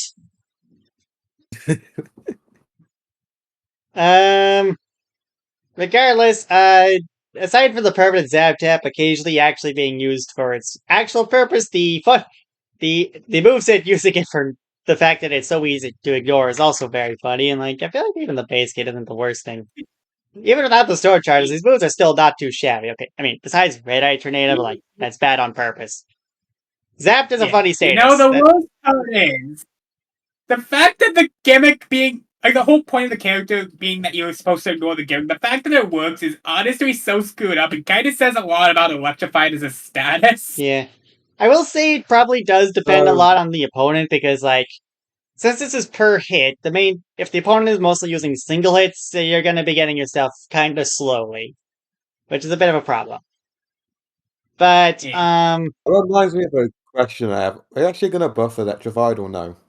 Or will it remain a punching bag?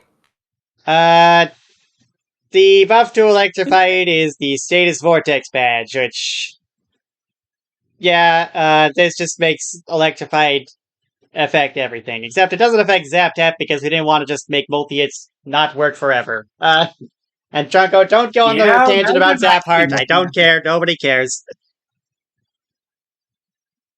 I wasn't saying. I was going to go to badge bands real quick. Yeah. But yeah, regardless, regardless, Cute has a funny gimmick. The exact effectiveness of the gimmick probably depends a lot on your opponent. Ironically, I feel like I feel like if the opponent just does interact with Electrify, that could also just be bad for you. Just because, like, you're not getting storm charges that way. Yeah. And you do, and despite special moves 2 and 3 still being functional, you probably do want storm charges more than not. So I'd say B tier on this one. Funny gimmick.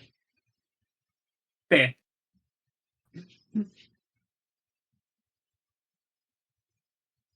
All right, next up we've got Shimata.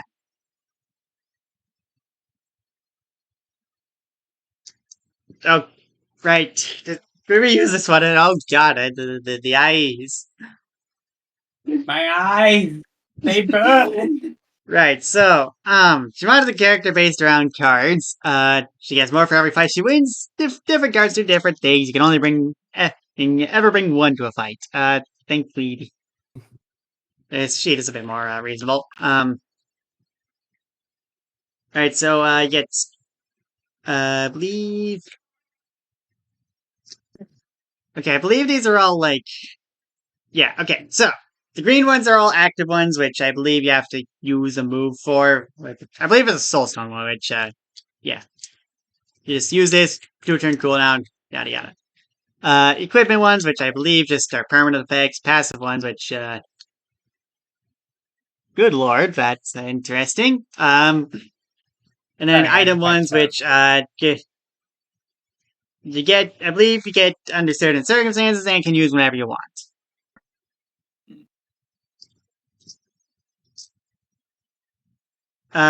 Anyway, you got Screen Border, which gives dodging for the turn to move to wherever you want in the turn order with 2-turn cooldown. Electro Rock, which gives you +3 charge and Electrified for as long as you have charge. Oh, hey, you got this one from Electrocleft. The Yin Yang Orb, which allows you to store 1 FP whenever you use a projectile. Your base attack is a projectile, by the way. Amazing. Cardinal Cape, which after Tyrannical Dominion status expires, the person after the initial target gets +1 pound, +1 def. Blink Card, which can copy the effects of any 3VP badge or lower. And I hope this does take up a passive move slot, which technically is 3VP because special move plus. Blink Card special move plus. No. No. God. Right. So, Phoenix Tail. Whenever you enter peril, get this thing, which increases your max HP by 5 and also heals 5 HP. Devil's Library. And with natural priority. When used on someone that would have died, it's respawned with half its health. If it doesn't die, it gets a 1 HP shield to start next turn with damage overflow. Incompatible with Item Saver. Item Boost is sponsored with 25% or 75% HP. Yeah. Another obtainable on use when the summon it's used on dies. Offering Golden Leaf allows you to gain 3 random charges, only usable while in peril. Now it's obtained every time anytime you hit max HP, you can only have 1 at a time. I'm not sure if I can actually read this deck at the moment because it actually kind of strains my eyes a little bit with the rainbow text and all. Yeah. I'm noticing peril, it being a big thing with these item ones, which, probably not ideal for getting more of them, but, I guess you could probably just use Saving Grace to guarantee one, at least. Yeah. So I don't think there's any restrictions on that, because, like, these aren't Mega Rush.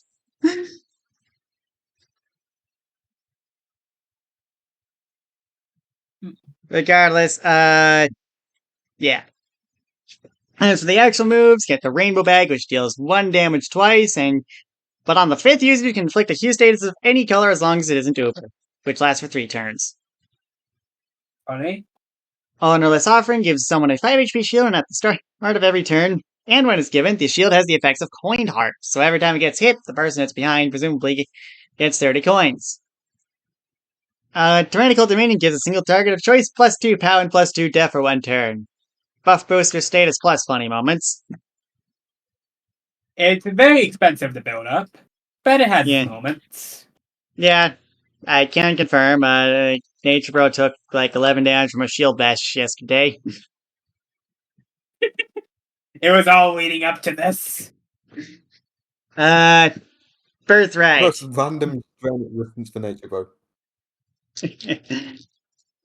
Shimata can copy the effect of any card-like ability cards in the shop. For instance, it can be used for FP. Shimata has a cooldown equal to the amount of FP she uses the effect. Usually every other card she uses from her inventory is consumed, but only when the Birthright isn't on cooldown. Interesting. Eden's Blessing. Allows Shimata to swap what card she's bought. Neat. And lastly, Final Smash. Upon the Mountain of Rainfall. Shimata flies up into the skies and a large rainbow surfaces overhead. It got his blessing is far stronger than any mortal could imagine. Shimata gains 5 rainbow charges, which is to say, when she hits, 1 is removed. Multi hits only remove 1. While if Shimata has any rainbow charges, she considered to be under the rainbow status. Additionally, she gains charge equal to the amount of rainbow charges she is missing at the start of the turn, as long as she has at least 1 rainbow charge. Funny. Admittedly, I'm not looking at that too much. Has preserved my eyes a little bit, which I feel bad to say, but believe it or not, this does actually stand out a lot.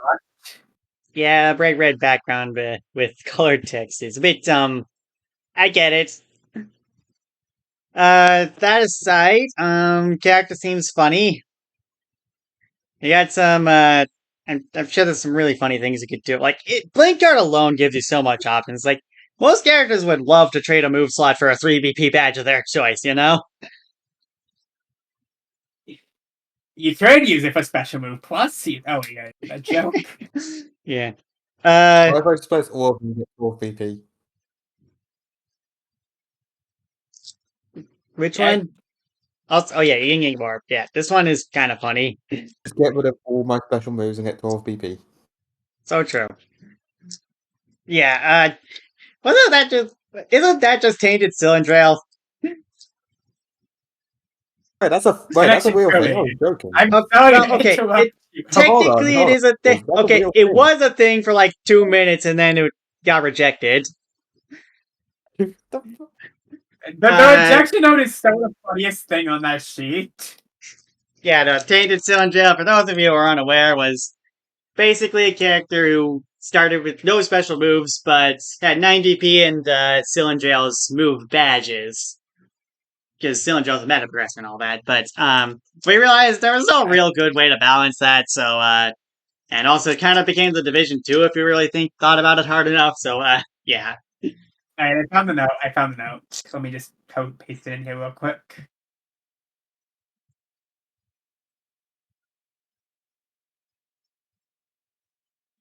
Podcast text.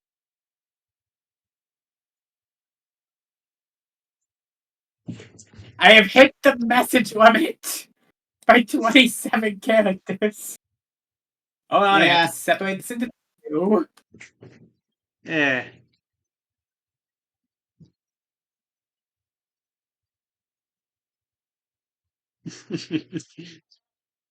Yeah. Regardless, where do you want to rank this character? I unfortunately don't have any comments here. My inclination is saying A tier, personally. Yeah, that's my comment. A tier. God dang it, I dropped it somewhere here. Oh, no, they're gone. Yeah, no way. Got it. Yeah, like honestly, even if she's not A tier right now, this is a meta progressor. She will be A tier eventually. She'll get the triple S tier eventually. Anyways, this is character's move that was rejected, so we're not gonna look at it too much, but Vinny Vinesauce. I wanted to look at this one in particular, just because of his passive. Any badge of procs during any turn Vinny remains on the field is immediately re-rolled until the next badge of the same cost on the resources sheet. One-time use badges are removed without being re-rolled. His passive cannot be removed. His passive automatically inverts order as soon as that is applied. Each time fighting passive procs, it gives Vinny a corrupt point, which I'm sure he can do for someone. This is such a funny passive, but also, oh my god, we could not let this in. Why does Vinesauce get this? I blame Twitch chat, personally. It's always been Twitch chat's fault. Yeah. Anyways, next up we've got Yunaka. Make up for lost time for all the picks about character today, it seems. Yeah. Emblem points. She has these. Dagger attack. You got a cycle move, presumably? Yeah. Short knife. Deals 2 damage and inflicts dodgy for 2 turns. Silver dagger deals 4 damage and inflicts -1 death for 2 turns. Does not trigger the effects of burn effect. That's what weapon damage is. Harsh Cats deals 5 damage and inflicts toxic for 2 turns. That feels kind of good for the cost, actually. Like, that's what, 8 damage? Technically, yeah. Anyways, Kern went on, deals 5 damage and inflicts stagger on them, but this attack has negative priority and she must take a turn to recharge from the attack. Confection Knife, deals 3 damage and recovers 5 HP to yourself. And Cinqueta. Deals 6 damage and inflicts poison for 5 turns, does not trigger the effects of Burnified and Electrified. Just in case you didn't think it did in the first place. Yeah. And what I'm guessing was just, this used to be a contact move that didn't trigger those, but then that got changed in balancing, and then Pixar forgot to remove that note. Yeah. Regardless, Train to Kill. Grants accurate for 3 turns and a mini crit charge. You know, And this kid's definitely after Story of Undertale first. Covert Cloaking. Let's see here. Carefully hides herself in cat, waiting for the optimal time to While she uses this move, she cannot be targeted, will not be able to do anything outside of waiting or releasing the cloak to attack. However, she has a turn limit of 3 turns she can wait. If she spends any more time than that waiting, she'll be forced out of cover and waste a turn to recharge before doing anything again. When she attacks, she'll deal damage and inflict poison based on how many turns she remains hidden. The longer you remain hidden, the worse this move is, though, so... But on the other hand, you can't be hit while you're, waiting, so, like... You can't just use this as a Soul of Flumero, and that also attacks when it wears off, which... That's kinda good, if, TG's showing us anything. Yeah, having the option helps. So in theory, this means this character's banned from cybernetics. And then, Emblem Engage. First up, we've got Ringa the Hero King Marth. Whenever Yunaka makes an attack, be it special or base attack, she'll also always follow it up with an extra 2 damage base attack. And then you also have Lodestar Rush, which deals 2x5 scaling damage, because I think we didn't let her have 2x7. You know, I would imagine 1x7 would work for this, but whatever. Fanny, deals 2 piercing non-elemental magic damage. The damage will increase by 2 for every death increasing buff the opponent has. That's kind of neat. Great Sacrifice. Sacrifice 10 of your own HP to give 10 HP and FP to an ally, excluding her own health for the sake of another. And lastly, Ring of the Princess Exiled, Brave Lucina.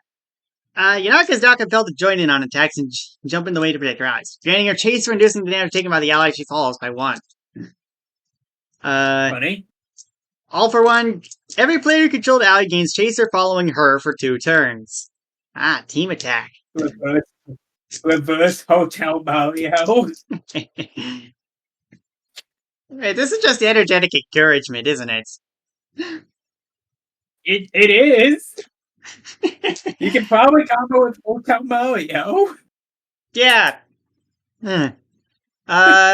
Birthright. Killers or Killerize.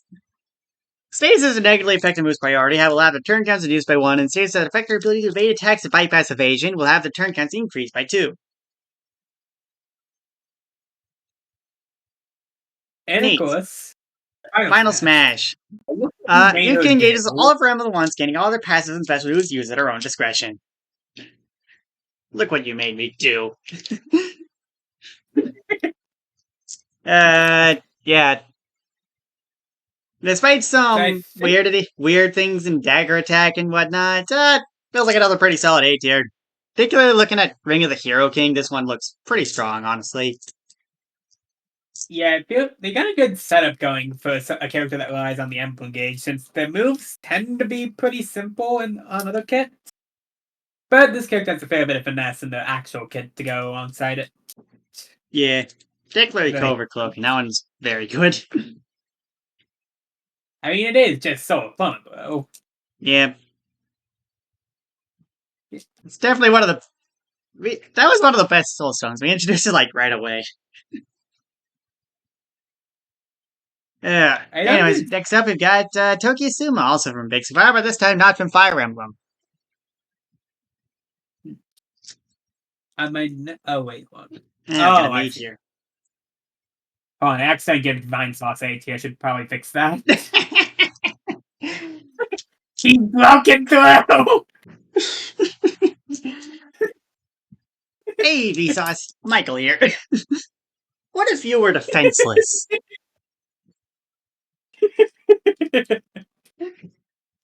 Never heard LK cackle like that before.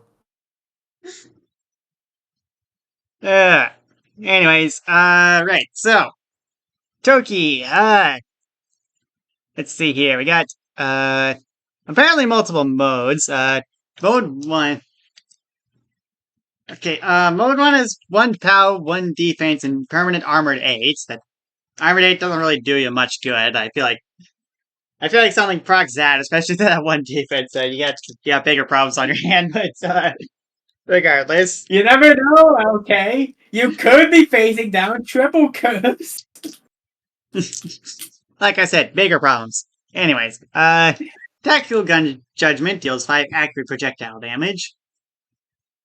Call Sign 04 grants +1 pound for 3 turns and +1 F for 2 turns. Efficient Reload restores. 30 reloads are kind of efficient and patch itself up, though it takes time. At the end of the turn, after she uses this move, restores 8 HP and gains Alter Regen for 4 turns. I hate it here. This is a weird... I'm guessing this is just because the image is here and probably screwed up the center formatting, but this looks weird. Regardless, Mode 2 swap. Okay, let's go over some parts of her desk, equipping the first for 2 armaments, boosting your speed, swapping to mode 2 and gaining its stats and moves. Mode 2, Power 3, minus dodge -1, has a permanent 1 in 5 dodge counter, so evasion up. You know, I know these aren't the best, but they do technically get the Armored 8 and dodge counter for free from what I'm seeing. Yeah, pretty much. Not to mention the P up, P down, and P down, D up. Yeah. It's not unheard of. Like, characters like Evelyn and I think Shieldeye have it, but neat. I mean, yeah, but they don't have extra benefits to go alongside it, is what I'm saying. Yeah.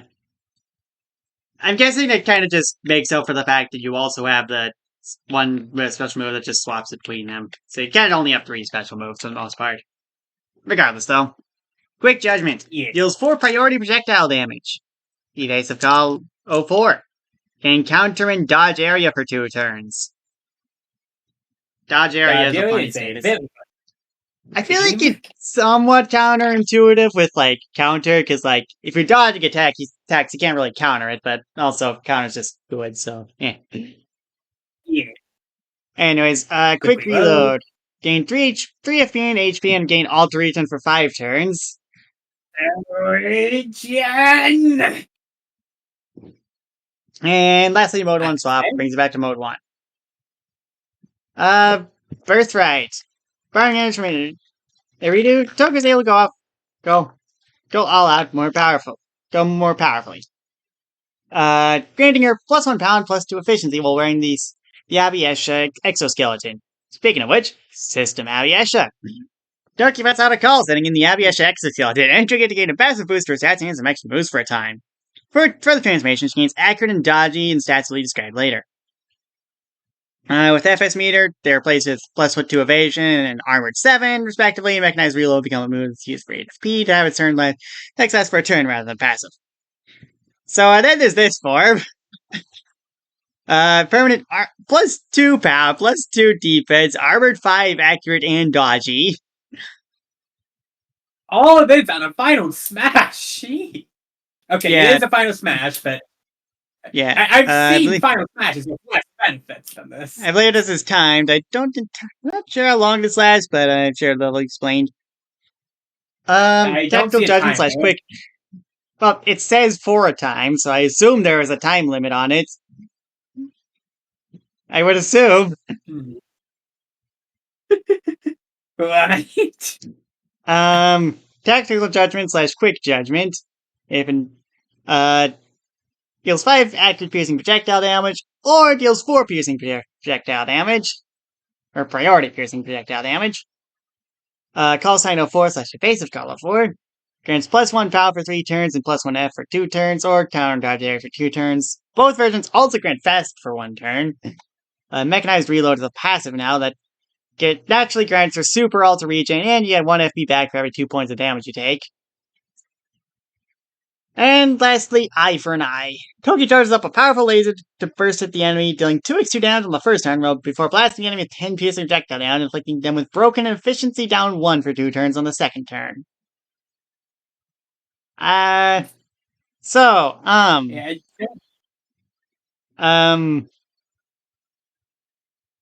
there's no time. Okay, so this lasts until you use Eye for an Eye, I think. So, like, if you just don't use this, you get +2 power, +2 def, and armored 5 and accurate and dodgy forever. Dear Lord. What's the point in using it then? Wow. Just take the +2/+2 and all that other stuff.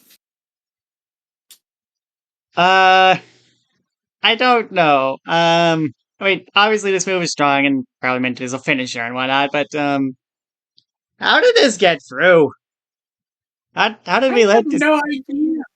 I feel like I should say, because, like, we say this a lot, but, like, you know, how do we let this through? Is like, you know, it's usually not on the person who made the move set. It's usually on us as balancers who did not catch some of these things when we were balancing things, and, dear Lord.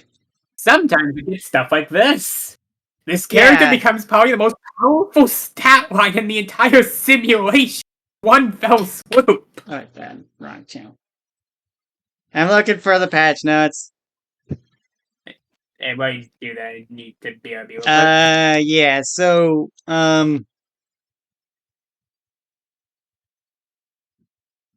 yeah, I think this one is, the result of Ruby. Regardless. Yeah, this one's definitely gonna need to be touched after the podcast, but, very, very kind of overpowered Final Smash, side. What do you think about the base kit? Because Final Smash is definitely getting nerfed. Like, no way that's gonna stay, because, like, Contractor Plus is, like, already kind of, like, generally the limit on we let permanent stat buffs go through, and then this is double that.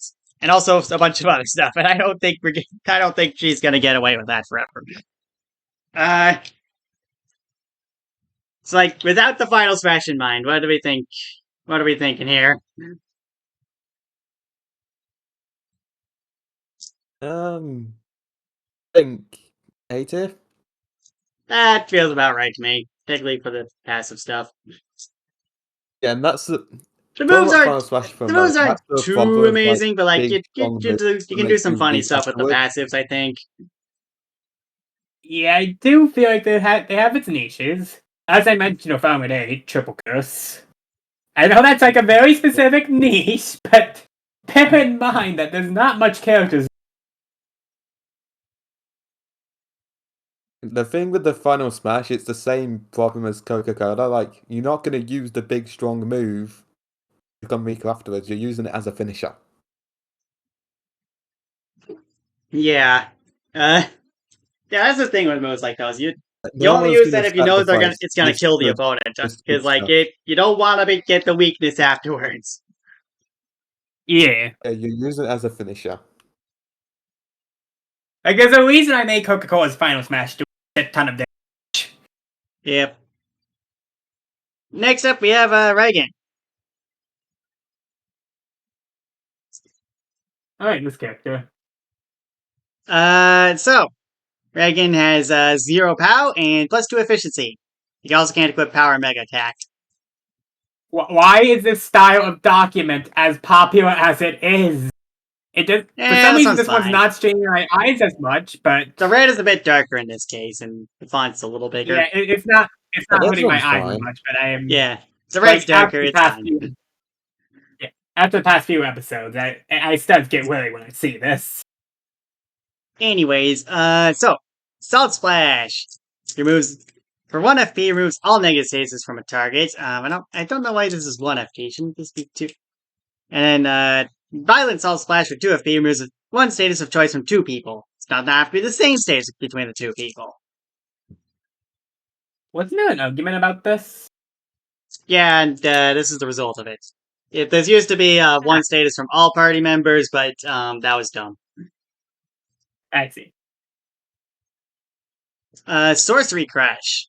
Restores 8 HP if used on an ally. If used on Reagan, he instead sells the Salt Rock and gains 150 coins. That is a lot of coins. Very, very expensive rock, it seems. Yeah. That feels like a lot. It's like a bit more than you really should be getting for 4 FP, but I mean, there'd be 6 FP because of the passive, but even so. I know check something. I know Swap Zip Bomb is right there, but he has to use a charge turn for his stuff. No, take a guess on how much gaining 150 coins on the spot cost. I mean, my thought is like 8. 13 FP. That does feel like a bit much. I wouldn't put it that high now. Like, I know at some point I had like getting coins directly really high, but I definitely wouldn't put it at 13 coins for that, I think. Someone put it at 13 coins. I might have at some point, but like, I definitely wouldn't now.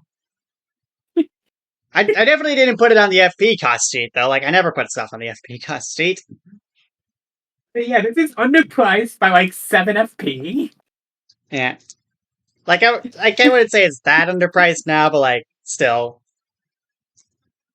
Did we just not update the coin gain thing on the sheet? I feel like that's whatever. More than anything, I'm concerned on how that was the price point we decided.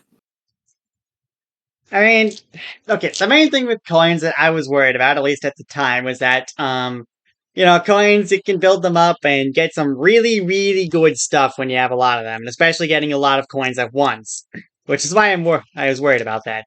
I was less worried about the item conjures, because it's a bit harder to get a bunch of coins. To get a lot of weak stuff with the item conjures, which has proven to be effective, but I wasn't as worried about it. Because, like, in the item shop, you got stuff like Rainbow Stars for 300 coins. I can get a Rainbow Star after 2 uses of this.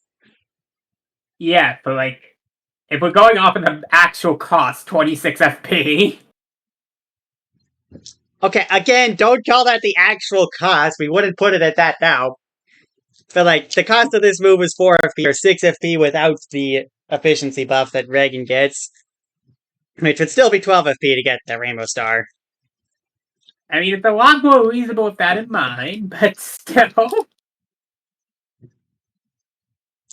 Regardless, Graphic Exorcism inflicts Shattered for 3 turns for 4 FP. Shattered is an interesting one. This doesn't feel like it should be the... Oh, wait, hold on, I forgot to count for the +2 efficiency, my bad. Yeah, it'd be 6 FP without this, which I'm still not totally sure about, but like, I guess it makes sense. It's like an enemy will probably on average have 1 defense, so like this would come out to be about the same as -2 defense a lot of the time. Or it might be -1 defense, or you might find the rare -3 defense, depending on who you go up against. Golden Heavy. Yeah. The -5 defense. Anti-possession jumping knee strike. Dragon performs a flying knee strike to the chest to knock a possessed person unconscious. Well, not inherently powerful, dealing 0 damage, it stuns the person for 2 turns. If you use an ally that's possessed, it removes possession and grants them extra turn as they snap back to reality. Dragon can also choose to take a turn to charge up and instead perform the Cheeseburger Tornado, which stuns for 3 turns, and if it used against a boss, this becomes a one-time boss stun for 1 turn. Amazing. Then we have the Anti-Esper Dropkick, which deals 0 damage and blacklists a move the opponent can pass for 3 turns. This can be used on allies if they are doing the same stupid move over and over, like if under an Encore. Target is forced to use a move blacklist, instead ignore being forced to use that move and do whatever you want instead. And I do appreciate the concept of if an ally just keeps using a move that's not helping the game, you can just use this on force him to do something else. Yeah, I imagine the intended synergy is like addicted, but still funny. It's funny getting Uh, Anarchy to moves that really shouldn't have them. Yeah. Hypnosis Punch. Deals 0 damage, but inflicts taunt and aggro for the turn. Incompatible status plus. Funny. And also has a 4-turn cooldown. Yeah. Anyways, double hydrogen water mist. Let's see here. This inflicts rainbow for 1 turn. Cannot be used on the same target types in a row. If Reagan is alone, instead has a cooldown of 4 turns. I don't know why you're using Reagan alone, but hey, You never know. Birthright. What if he's running Morning Rage, okay? When Reagan reaches danger, he runs away from the battle with the person of his choice for 1 turn, after the turn ends. Having both human and ally intangible to all attacks for 1 turn, but unable to attack the opponent in the meantime. They can use this turn to charge up, heal up, or set up uninterrupted alongside Reagan. If tapped multiple times, Reagan cannot take anyone he had already ran away with. If he had taken everyone once already, he just runs away himself. Looking for a fitting gift for this. Rice Grain Big Bang. Reagan unlocks the true potential of a rice grain to the fullest extent, taking the discarded scraps of the most recently used item and patching it together with just rice and puts it back in the user's inventory. It's a single-use Eden's Blessing and cannot be used in other Eden's Blessings. Right. And then we have the Self-Defense Rush. Can only be used when someone else is also using a Final Smash for meter. As one of the distracted with an ally performing a Final Smash, Reagan just walks up to the opponent and brutally batters them. Unsure if it's really self-defense or he just yells, so he yells it's out self-defense just in case. We don't even know if this qualifies as justifiable, but he's yelling it, and that counts. This move only deals 1d6 piercing damage, inflicts 5 stacks of off-guard and magnetizes the opponent in preparation for the other Final Smash, going turn order and move before the other Final Smash. His attack cannot be avoided or nullified anyway, since the target will be too distracted by the other Final Smash to effectively dodge the hit. FS meter just inflicts 5 stacks of off-guard or 1d6 piercing damage. Reagan's FS meter is always full, but will always be needed to use with someone else's Final Smash for meter. I mean, that does technically mean you get more on every single Final Smash in the game. Yeah, it's definitely one you have to plan around, but it's kind of funny. Yeah. It's basically just like, what, plus 5 damage on every Final Smash, which, and it's not the worst thing ever. 5 stacks of off guard kind of synergizes with any multi-hit, to be fair. Also true. Right, so, there's a few weird cards in here, but overall Reagan is pretty solid, I would say, even despite that. Yeah, he's a good enough support. Yep. A tier. Yeah, he was called in for Space Step for a reason. No one knows what happened to Project A that day. Yeah. We put Toki and AOB, by the way. I realized I didn't actually put in the rank yet. I believe... That was the last one, right? I believe we put her in A. Okay, so A. 49. Alright, next up is the Magnificent Prism, Prince Neko. Yep.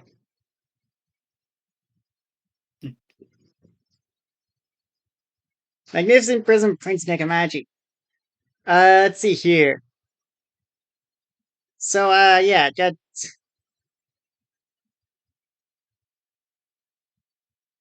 I believe...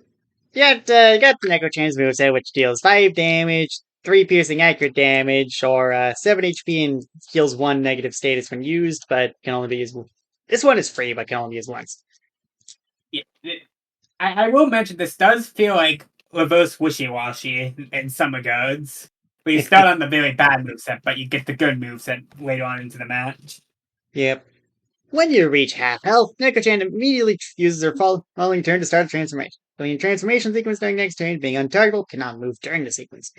After the transformation sequence ends, Neko-chan reemerges as a Nekomagic character.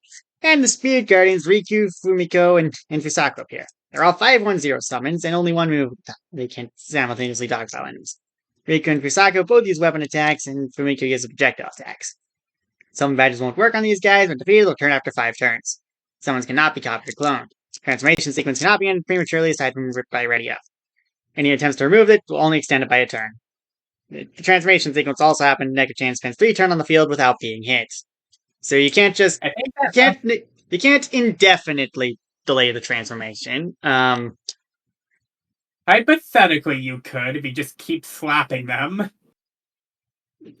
Yeah, but that will eventually put him below half HP. Oh, I meant while they are going through the transformation sequence. All right, well, if you keep hitting them with like, but yeah, with the funny, if you keep using like the status removal move, yeah, but like usually those moves don't do anything else. There might be one way to cheese it.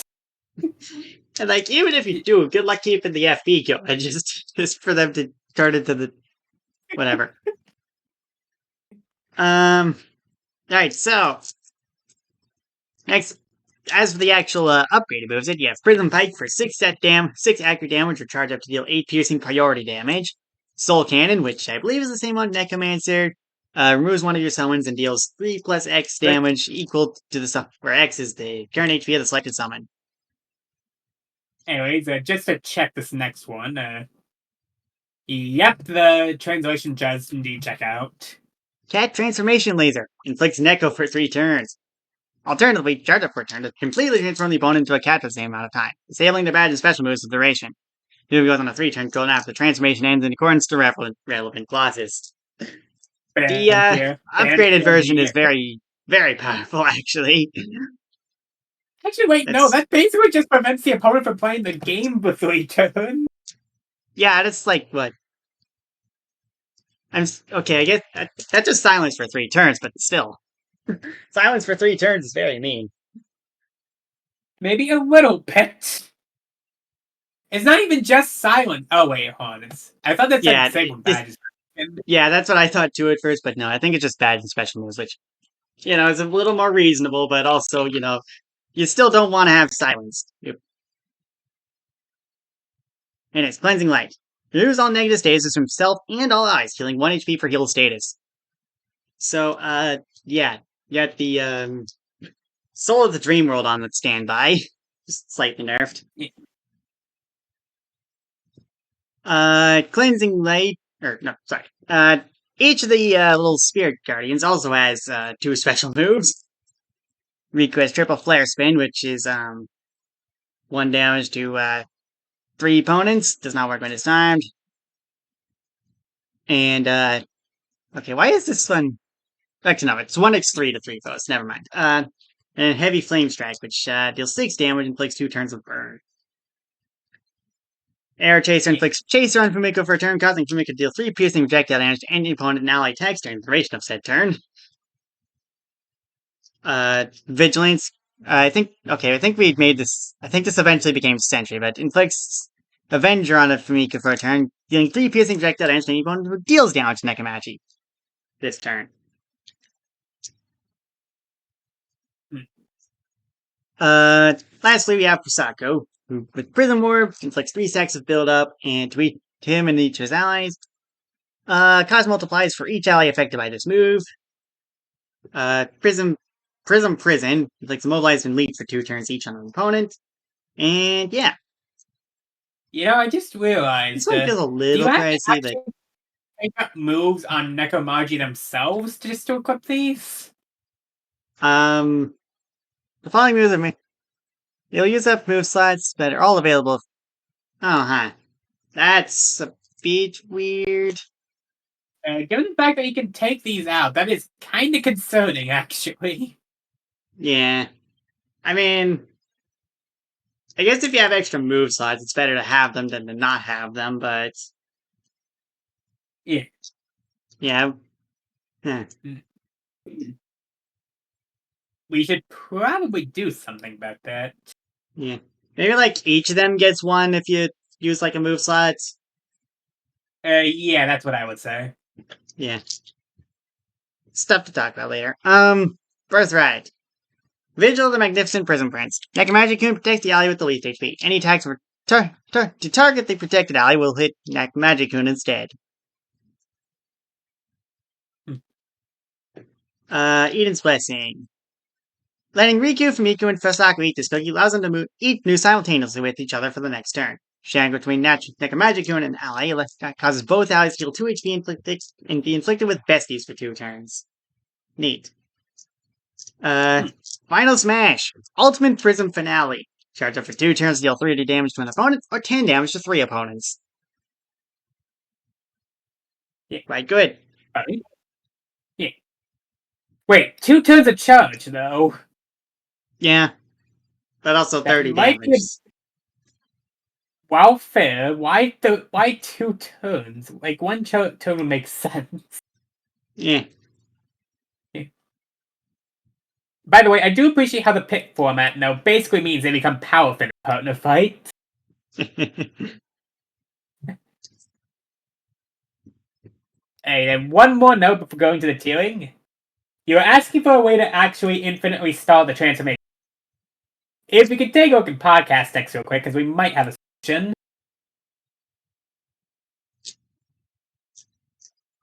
I see. You see, this one's more effective as it can actually damage them in the process. Yeah. I guess that is an option. Or, well, no. If you're in PvP, then, like, eventually, at some point, the Nekomaji will be moving second, and so, like, there's gonna... Actually, does that work? Whatever. Point is, I don't think that's a realistic outcome most of the time. There's going to be at least the one game where they can infinitely stall it. Yeah. If also you can probably avoid that just by bringing any dodge badge. So, yeah.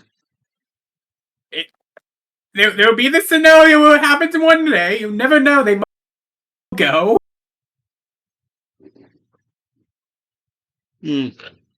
Regardless, right.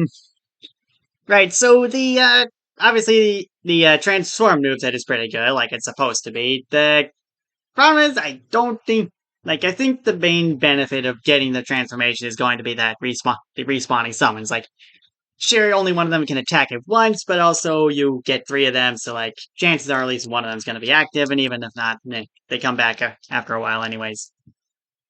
Yeah. The actual moveset, while fine, is on cost, and for a transformation you only get at half HP is Yeah, that does kind of leave some things to be desired. Yeah. By the way, I want to point out that... I would probably say this probably averages out to B tier. Yeah. By the way, I do want to point out that Fusako's -2 defense does not have a timer attached to it. For Soul Cannon. Soul Cannon. I forgot to look at the special effects. Huh. I'm guessing this is supposed to be, like, probably for 2 or 3 turns, but, Yeah, no, he just put -2 defense forever.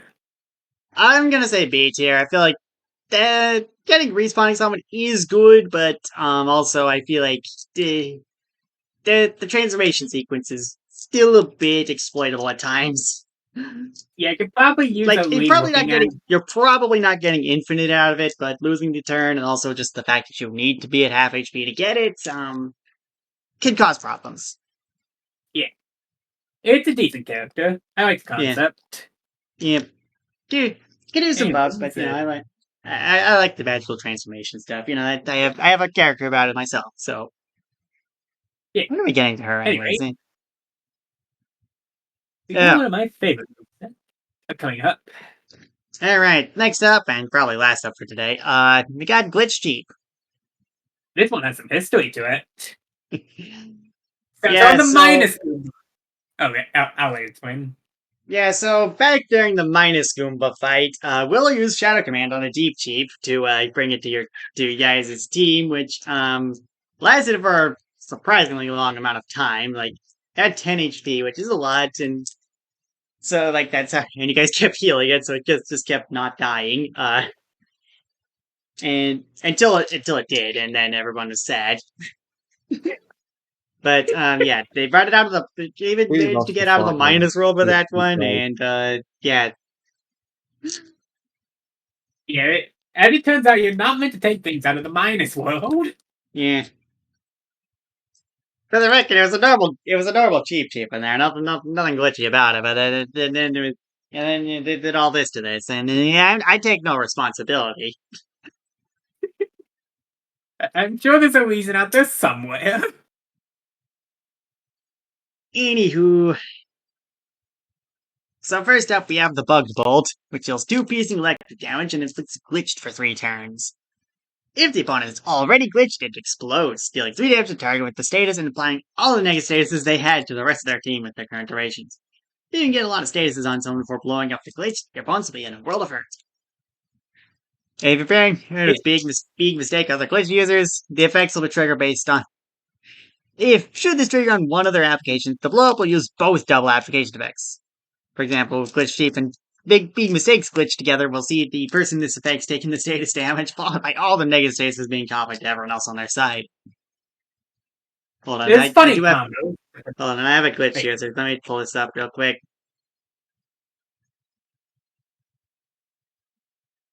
Right. So, glitches inflicted on a foe who already has it. Remove all the foe's statuses and deal damage equal to the total of their status timers. I think this is the same as being mistakes, but I don't quite remember. Big mistake looks at status damage. Status damage. So this one is status timers. Yeah. So in theory, we could combine all of them. Oh wait, you can only combine. Well, yeah, you can only do 2 at a time because they blow up. I hope Mario Kirby does not find the status flame anymore. Yeah. Anyways, Belly Flop deals 4 damage to 2 people. Yeah. Because it's canon. Yeah, that is the move. That is the only move Deep use, but it does it good in the minus roll because the whole thing with there is constantly spawning stuff. Yeah. Anyway, HP decay. And inflicts 6 turns of poison. If they're already poisoned, poison is replaced with toxic. If they're already toxic, toxic is replaced with Theta Rot. Very expensive, but that is technically 15 damage sitting right there if you get there. Yep, if you're willing to spend the good old 18 FP for that. Fortune File synergy. Yep. And then you have System Exploits. For 3 FP and 5 HP, this allows you to bit shift one of their moves. One of the opponent's moves. However, this only works if the target has Data Rot. I will point out that it doesn't specify opponent. This does work on anything with Data Rot, should it come down to it. Didn't we just look at a guy with Data Rot, like, at the start of this episode? Alright, get aim in here. Yeah. Right, this has changed a little bit since last time. We haven't... These changes technically aren't approved yet, but, Midas Goomba got some changes, and as such, everything with a bit shift got changed. Right, so the big thing is that status inflicted is can move to the yellow category because it's kind of dumb actually. TG can attest to this. How's it Hope Cloud's looking, TG?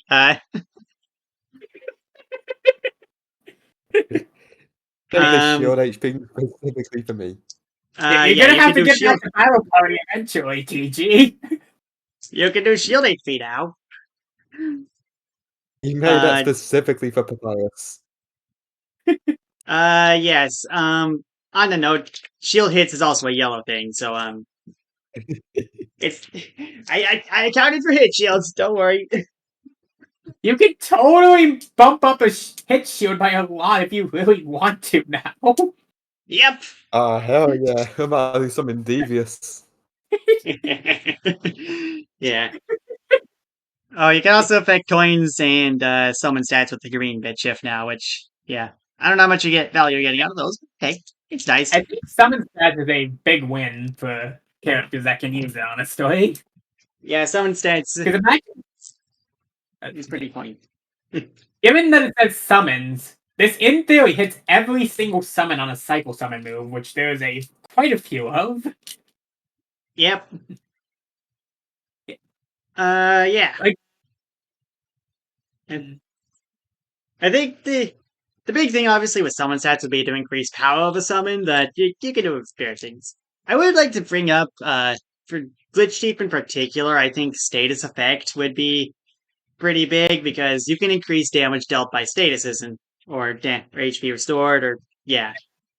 Has it always been a thing?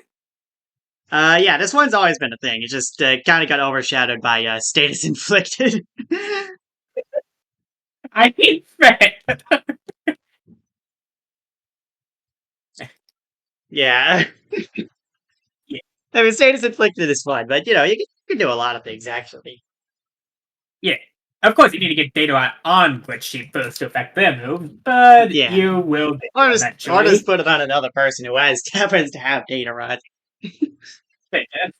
Anyways, this aside, summon error inflicts negative virus on a foe for 2 turns, but the target has to be a summon.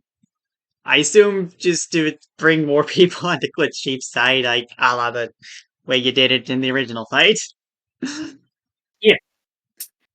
If you use this with Anarchy, you go to hell before you die.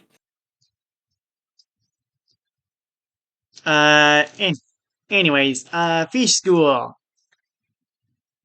Deals 2 damage twice per target and inflicts Fishy for 3 turns. I'm sure there's a very interesting synergy you could do with this one. I can't possibly imagine what it would be, though. Yeah, I'm not sure, man. Maybe if they had statuses, they might have a way to use it. Yeah, I will. In all seriousness, yeah, Data Rod is not affected by Fishy. It's one of those statuses that got the don't mess with this status thing. Unaffected by double time and all the similar effects, because you don't need 16 damage a turn. Well, fair. It I does can't wait for the technically affect character the to first 2 ignore those tiers. type of things. Yep. Anyways, Quick Splash deals 1 damage and inflicts 2 turns of Waterlogged. It gets the job done. Here. Final Smash. The minus roll. Kinda. Using Yeah, power, so- Master Sword. Oh, yeah, hold on. Someone's Actually, 3 if I foes from join, roll we go negative on. 1 to join Glitch Chief in its fights. Before we go on, I will point out, in order to determine whether or not we use this Final Smash or made them flip down, we flipped a coin. You can probably guess what it landed. I can see. Fantastic.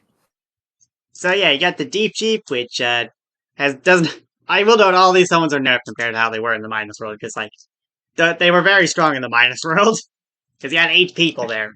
But here you got the Deep Chief with 5 HP, 2 pound, 1 depth, that inflicts belly flop.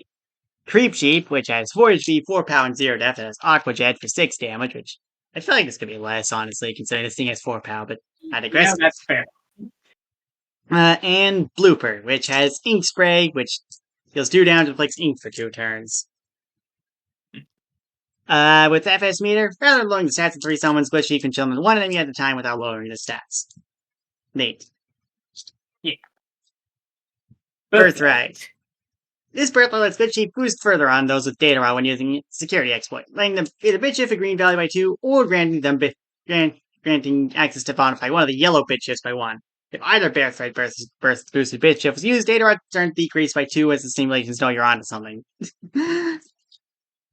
It's useful when you're near the end of your data rod as is. Yeah. I will know. The thing with data rot in particular is since it's got the whole data rot setup, that was at it. It takes 18 FP to get here, and then another 3 FP and 5 HP to use system exploit. So it's a bit tricky to do a lot, but once you do get it going, it is quite good. At the end of the day, it's no bit shift. Don't get yeah, like it is still a bit At the end shift. of the Like day. even with that insane setup time, it is still a bit shift. Anything could beat Goku with sound. Don't discount it. Yeah.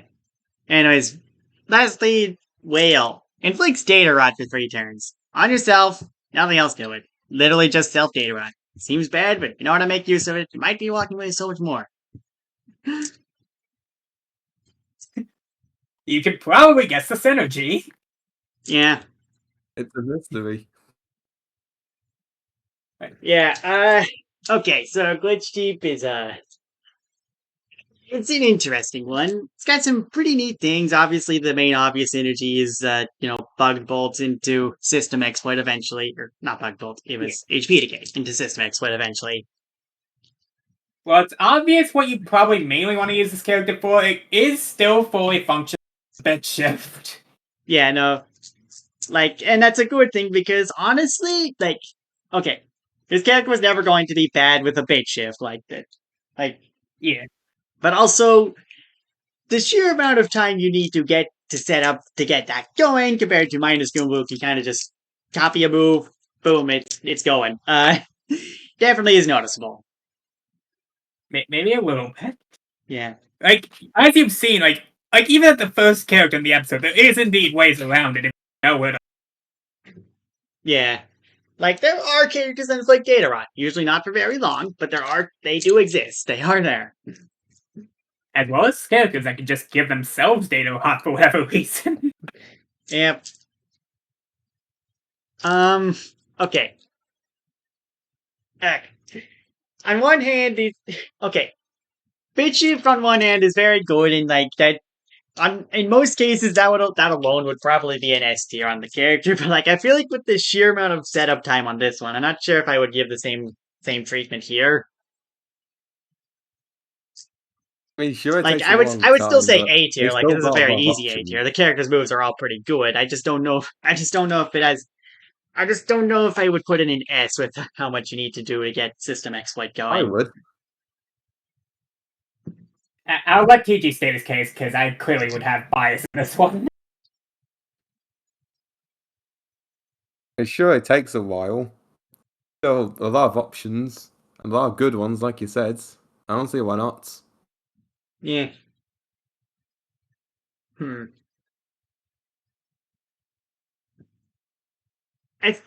Okay. I do think that not having to ride or die on bit shift is a good thing for a bit shifter. Yeah, no, obviously. Obviously. There's 7 moves. You can just totally ignore the bit shift combo if you want to. And that was still pretty good character as a result. Yeah, because while Minus Goomba is in Triple S, having to basically ride or die on it could have the rare case where it backfires. Yeah. Yeah, Minus Goomba. Winning. Yeah, Minus Goomba. In Minus Goomba's case, the main thing, since it relies so much on bit shift, that means it doesn't do as good on its own. That's a rare case. Minus Goomba can most of the time you're not doing one. You're not bringing Minus Goomba to a 1v1 usually, and even that you can just buff Tri Attack or something. But and here I'll concede on giving this one S since the rest of the moveset is pretty good, even if you don't want to do the funny system exploit combo. Even if you don't want to do that, this character still has glitched into this combo. Even if you don't do anything with system exploit, this combo still gives them data rot for 4 turns. So you can just explode the status on everyone. Then you can bit shift all of them. Yeah.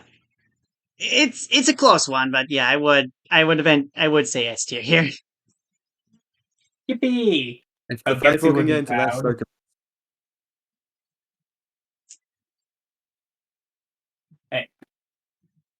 Anyways, that'll be all for today. Come back next time when we look at some more characters such as Tails.soft and Wiz probably. Wait, is that the Fast Pro shop? Huh? Fast? Oh, yeah. Oh, that is. Oh God, that is Fast Pro. So no. Yeah. So all of a sudden, I'm very busy. Oh jeez. Yeah. See you next time.